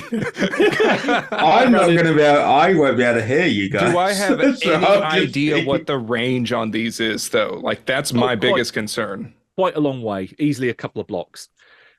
But given also the speed at which this thing came out of the ground, running on foot might not be a great idea, but you do have your own vehicle. You do have the CDC truck here. You do have you did have the flatbed truck that's now in the Dole.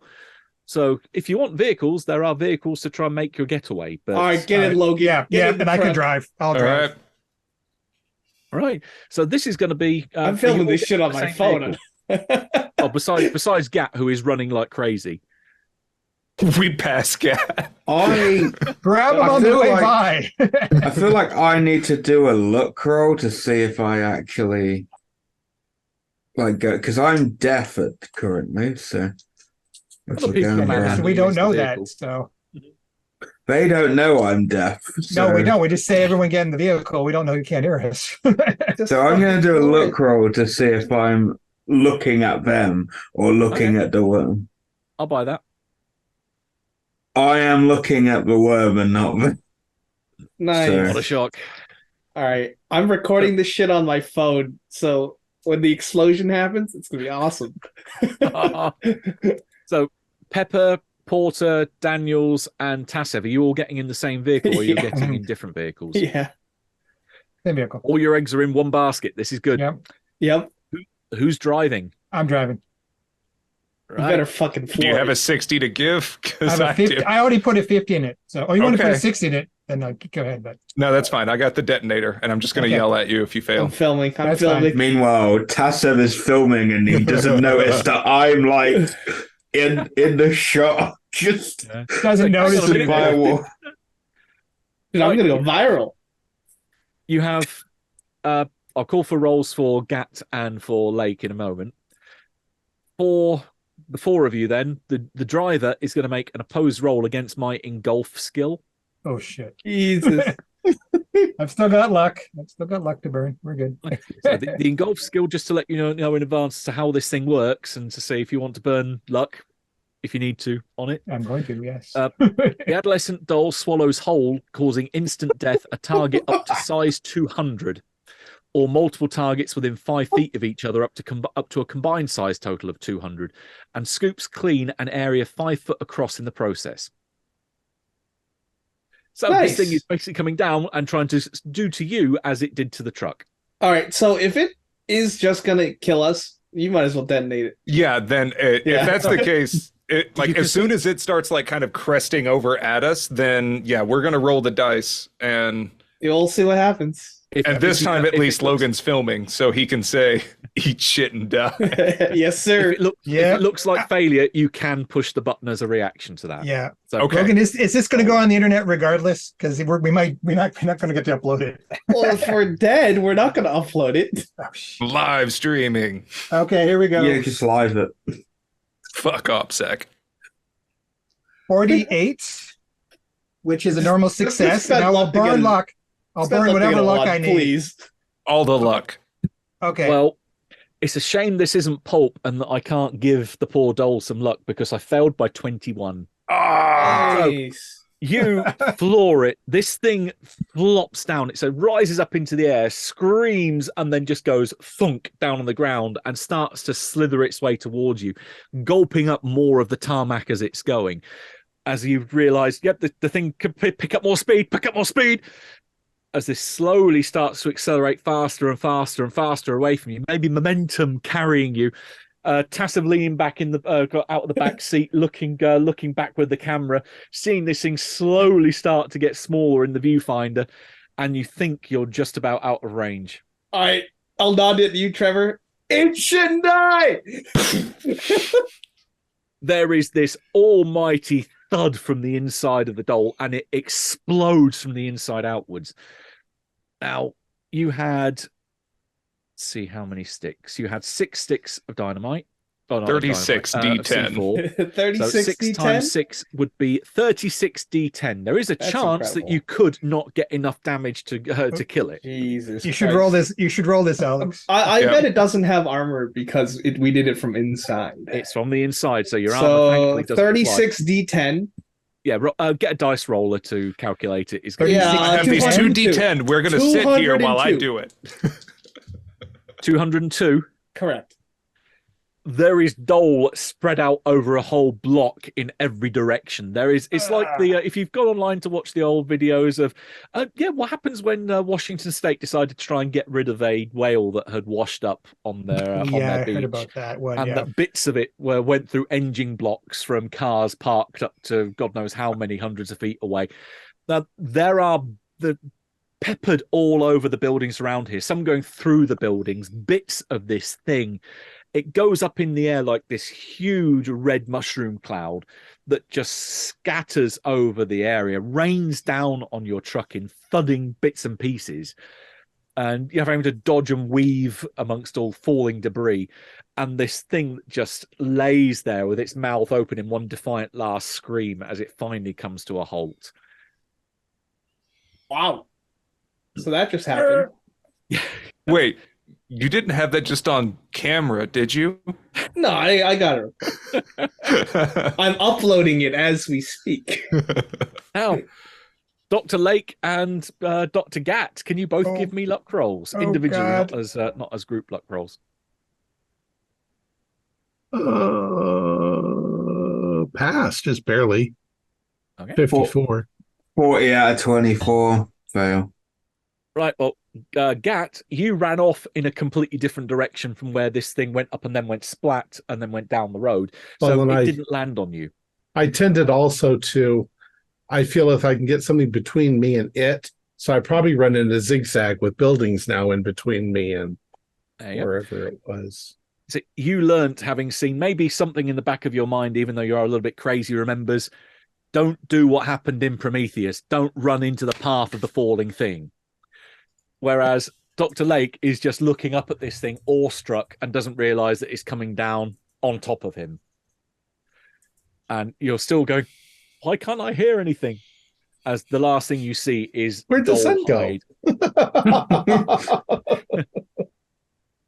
Yeah, there is an almighty splat as poor Dr. Lake is a more of a puddle on the floor. Yes, at he's point. a puddle. Yes. Yeah. But at least the doll is no more. Yeah. One of them isn't no more. The big one was the problem.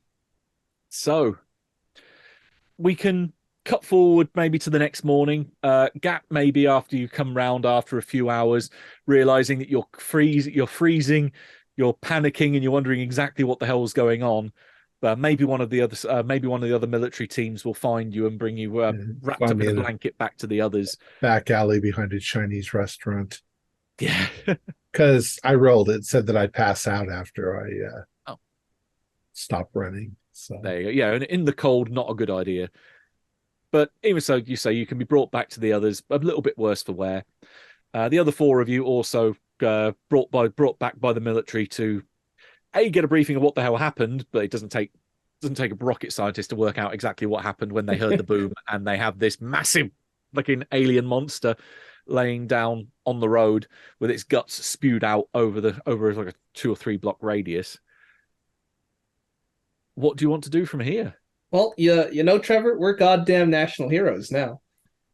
So we have the video evidence. Have we actually stopped anything? We've killed one dole. We've killed the head honcho. Yeah, and now Bob will become the head honcho. The water plant is getting the rest. So we're good. We stopped it. And if another one grows, we just do the same thing. Or the military does it. So we stopped it. In true CDC fashion, we put up a preventative protocol if any of these things come up again. Yeah. Right. All right, I'll write up the report. Okay, so you're pretty much wiping your hands of the affair and saying this is all over. We're going into the obligatory paperwork stage. Yep. But we'll have obviously protocols to deal with infected persons, and everyone should get screened. Yeah, you've got those 4 people, because you had your sedated guy and your 3 others from the house down at Brush Park that you got pulled in. Only the guy upstairs, the one that had sex with Gracie, he had been not riddled with them, but he had them introduced to his system. Pepper got rid of a lot of them by stomach pumping him, but he still had a couple in his intestinal tract. But once he's been flushed out, then he is fine. There's nothing else left inside him. So congrats, you saved him. And you're also one of the few instances where you've actually saved Mark. Woo! So Yay! He goes into pretty much ICU for some very intensive care to help put his stomach back together and address the wound across his front. But he also lives. So once he's been cleaned out, the main dole infestation obviously taken out of him, he is alive. There are not innumerable, but there are dozens of cases of people across the city amongst the homeless community that had these things living inside them that had either had been infected by Gracie as she deliberately tried to sleep with as many people as possible, because as you suspected, right, she said, no, I don't want to die, and was doing what the dole instructed, which was spread this thing as far as you can. I want my seed to flow across the land. And so she was quite happily doing as it wanted. But you do have a crate, or at least a cooler, with a big one left, or not a big one, an adolescent one left at the CDC. What do you plan to do with that? Well, I hope they study it and figure out everything they can about it before they kill it. Burn it. Yeah. Well, if we study it, if this ever happens again, we're ready for it, right? I mean, that's how you find out what viruses will kill it. But, yeah. And once again, maybe it has the cure for cancer in it. That's true. I mean, it can eat forever and get big. It must have some interest in biology. It's got extremely powerful skin. And then all it's going to take is one day we see that there's a hole in the side of the cooler and then wonder what the fuck. Okay, so they'll probably end up being killed, unfortunately. They could have some sort of post-mortem study. That's warm fine. in the middle and cold on the outside. They could have liquid nitrogen barriers that keep it. I'll leave this as a call for the big bosses to make. Yeah. On my payroll. Put it in the hands of the scientists. It makes sense, though, that it doesn't like the cold, because if it's down in the earth, then it gets hotter and hotter as you go towards the middle. Okay, so the main thing, it sounds like you are at least not adverse to them studying it. That's what I'm hearing. Uh-oh. Oh, thankfully, poor Dr. Lake, or Puddle as we call him now, he's out of the equation here when I want a group luck roll. So who has the lowest luck amongst who's left? I have 47. 46. That's lower than me. I got 50. Pepper? Dr. Pepper. No, I have above 50. Okay, 46 is me. All on Trevor. All right. What does a 13 get me? Ah, damn it. Not what I wanted, but fair enough. They start to examine this thing, and indeed, after a little while, they start to hear that they hear it talking to them. But whenever they've got it recording, they don't hear it audibly. This thing is telepathic; it can communicate directly with their minds. And this thing does reach out and starts to give them promises of, if you want to open a dialogue and just keep me enough food to keep me alive, I can teach you secrets of the universe. I can teach you about planets far from here, realms beyond your existence, and so forth. And they buy into this for a little while, realizing that the more they feed it, the more it grows, and that it is basically a stalling tactic, that it would become big enough that it could escape and be completely immune to what damage they could throw at it. Before it gets to that point where it can potentially get out, that's the point where they hit the incinerator and says, we've got to call our losses and find another way to learn this info.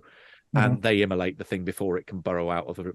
Before it can burrow out. Yay! One Go for science. humanity. Go science. Eat shit into. Oh, wait. Wait a minute. That's the CDC's new tagline. Eat shit and die. They'll be on However, all this can start up again with just a little hashish and. Yeah, if you want to be an absolute villain, Mr. I mailed it to my house. Yeah, you're the one. Well, I'm just after the flower, but the scientists were doing it too. The people Lake, at what? Lake had the essence, but he got squashed. Oh yeah, the Hackett has a team. Has them. Yeah, we're gonna have to deal with that too, probably. Yep, Hackett still has 9 flowers, so your dole problem is gone. But yeah, what does Gat do with the seeds that you've got? I'll probably try to grow one of them. Might keep the rest of them in the fridge. Okay. Yep, you can have your lone black lotus that maybe one day when it blooms, you may have to have someone come by and realize that you're knocked unconscious by. Oh, you actually know that this is coming. You can have a respirator ready for that moment when it finally blooms. Yeah. So yeah, you can have a nice little black lotus that you keep in your own greenhouse. Well, and I was thinking maybe instead of a lab, I'll grow it out in a pond in the backyard where there's enough air circulating where I won't be overcome by the smell when I get close like to the pollen and the spores make it spread. I was about to. It doesn't have spores. Or there's a bunch of birds that are going to be sinking into your pond that keep passing out when they get too close. That's possible. Yeah. In an enclosed area, it was the problem that you had the fumes from it. But as Gat says, that being in the open air, it's going to eliminate that problem. It's also possible that without others, it can't reproduce. There would be no seeds. There might be pollen, but the pollen wouldn't fertilize anything. Yeah. Lastly, then, this is after the poor Dr. Lake's memorial service that takes place. What do you do with the 9 remaining samples that Dr. Hackett has? They need to be confiscated as something that was imported in the States when it shouldn't have been. Yeah, so it falls under our remit, and we're going to study it. Yeah, it was not cleared through IRB. It was illegally obtained in processing for every case. So yeah, we're going to claim those under our jurisdiction. Yep. I definitely think Trevor is going to be gunning more for a managerial crisis response kind of negotiation thing. We got a knack for it. I actually forget the organization, but we used to have to deal with it when I was into orchids. Was if you import a plant from another country illegally, they collect them and destroy them. That is indeed one of the main purposes of the CDC in Detroit, because you scan all cargo coming into the country for potential hazardous material. So this would exactly be your remit. Yeah. Right. So they are taken away from the poor professor. The university deny all knowledge of this, obviously, because they were turning a blind eye. Now they have plausible deniability that they can quite happily throw her under the bus. So she takes the full brunt of this and probably loses her tenure. But that's a problem for her, not for you guys. You are very much upholding the law and maintaining the sanctity of the US. And that is where we draw the scenario to a close with a quote, appropriately as the curtain starts coming down, that one of our listeners picked up in the chat for the previous episode, where the title for this scenario comes from.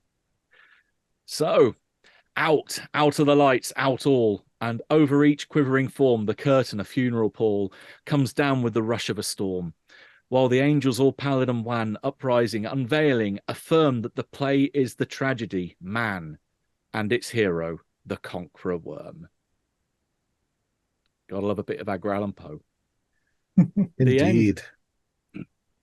Fantastic.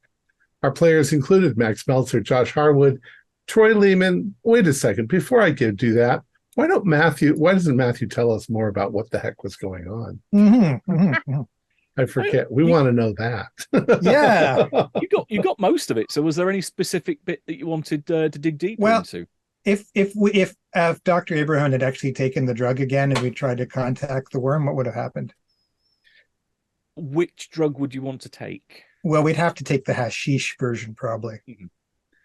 Yeah, which Daniel still had. So the brick that Trevor got from Ophelia's room was the regular mundane hash that Chuck had been making before he got hold of the Black Lotus. So he had you didn't have obsidian, you just had the regular hash that he was making. So if you wanted to smoke that up, hey, can go just gotten stoned. Yeah. Oh well. So was it in fact that they were merging with the Dreamlands when they were on the drug, and then when they vomited, they were vomiting the Dole seeds or the Dole eggs out? Kind of. What's happened here is that in Liao is made from the pure form of the Black Lotus on its own. But Chuck, being a bit of a moron, didn't know what he was doing, mixed it with hash. And if you go back to Lord Dunsany, one of Lovecraft's influences and inspirations when he was coming up with his Dreamland stories, Dunsany lays the seeds to say that hashish is one of the methods by which you can project your consciousness into the lands of dream. So I blurred the two together and said that if you mix the Black Lotus essence with hash, that it sends your consciousness not back in time, but it sends your consciousness into the Dreamlands. And there, Gracie and Mark met a doll. They didn't know it was a doll. They just heard this voice in the perpetual dark of the Vale of Panath, leaning over them, because they made reference to the fact that it was just this unending carpet of bones, which is where the dolls live in the underworld of the Dreamlands. And it realized that these two dreamers, but not quite, had come down here. It could sense through them that there was potentially a way that it could escape into another plane of reality, basically ride them back to the waking world. It said, okay, I can help you out here. I can give you a way back to the waking world. All you have to do is look up into the dark and open your mouth. And this is where the little photo, because I when I build scenarios, I quite think of them quite visually. And the image of someone stood on the Vale of Panath looking up into the dark, being basically guzzling dole cum, was the image that this whole scenario came from. Bleh. That it literally, they guzzled down their seed. And that feeling of them gagging woke them up. And then they promptly vomited back up all that stuff when they got back to the waking world, because they became a temporary gate via which this stuff could come back with them. And all these seeds that were left, which Chuck then gathered up, apart from the couple that remained inside them and then inhabited them and slowly started to grow and then eventually make telepathic contact and give them that choice to say, you can either become one of us or you can die with everyone else on the planet when we grow up and when we grow big enough and devour everything. Mark, as you quite rightly said, no, hell no, demon, get out of me, because he didn't really fully know what they were. And Gracie, being someone that she's had a hell of a beaten down life. She's basically had, going back to that, she's been fed shit all of her life. Yeah. Basically went, no, the world can fucking die for all I care. I'll live. Yep. And she embraced it. So she was quite happy to let this thing tell her what to do and to start spreading its seed wherever she could put it.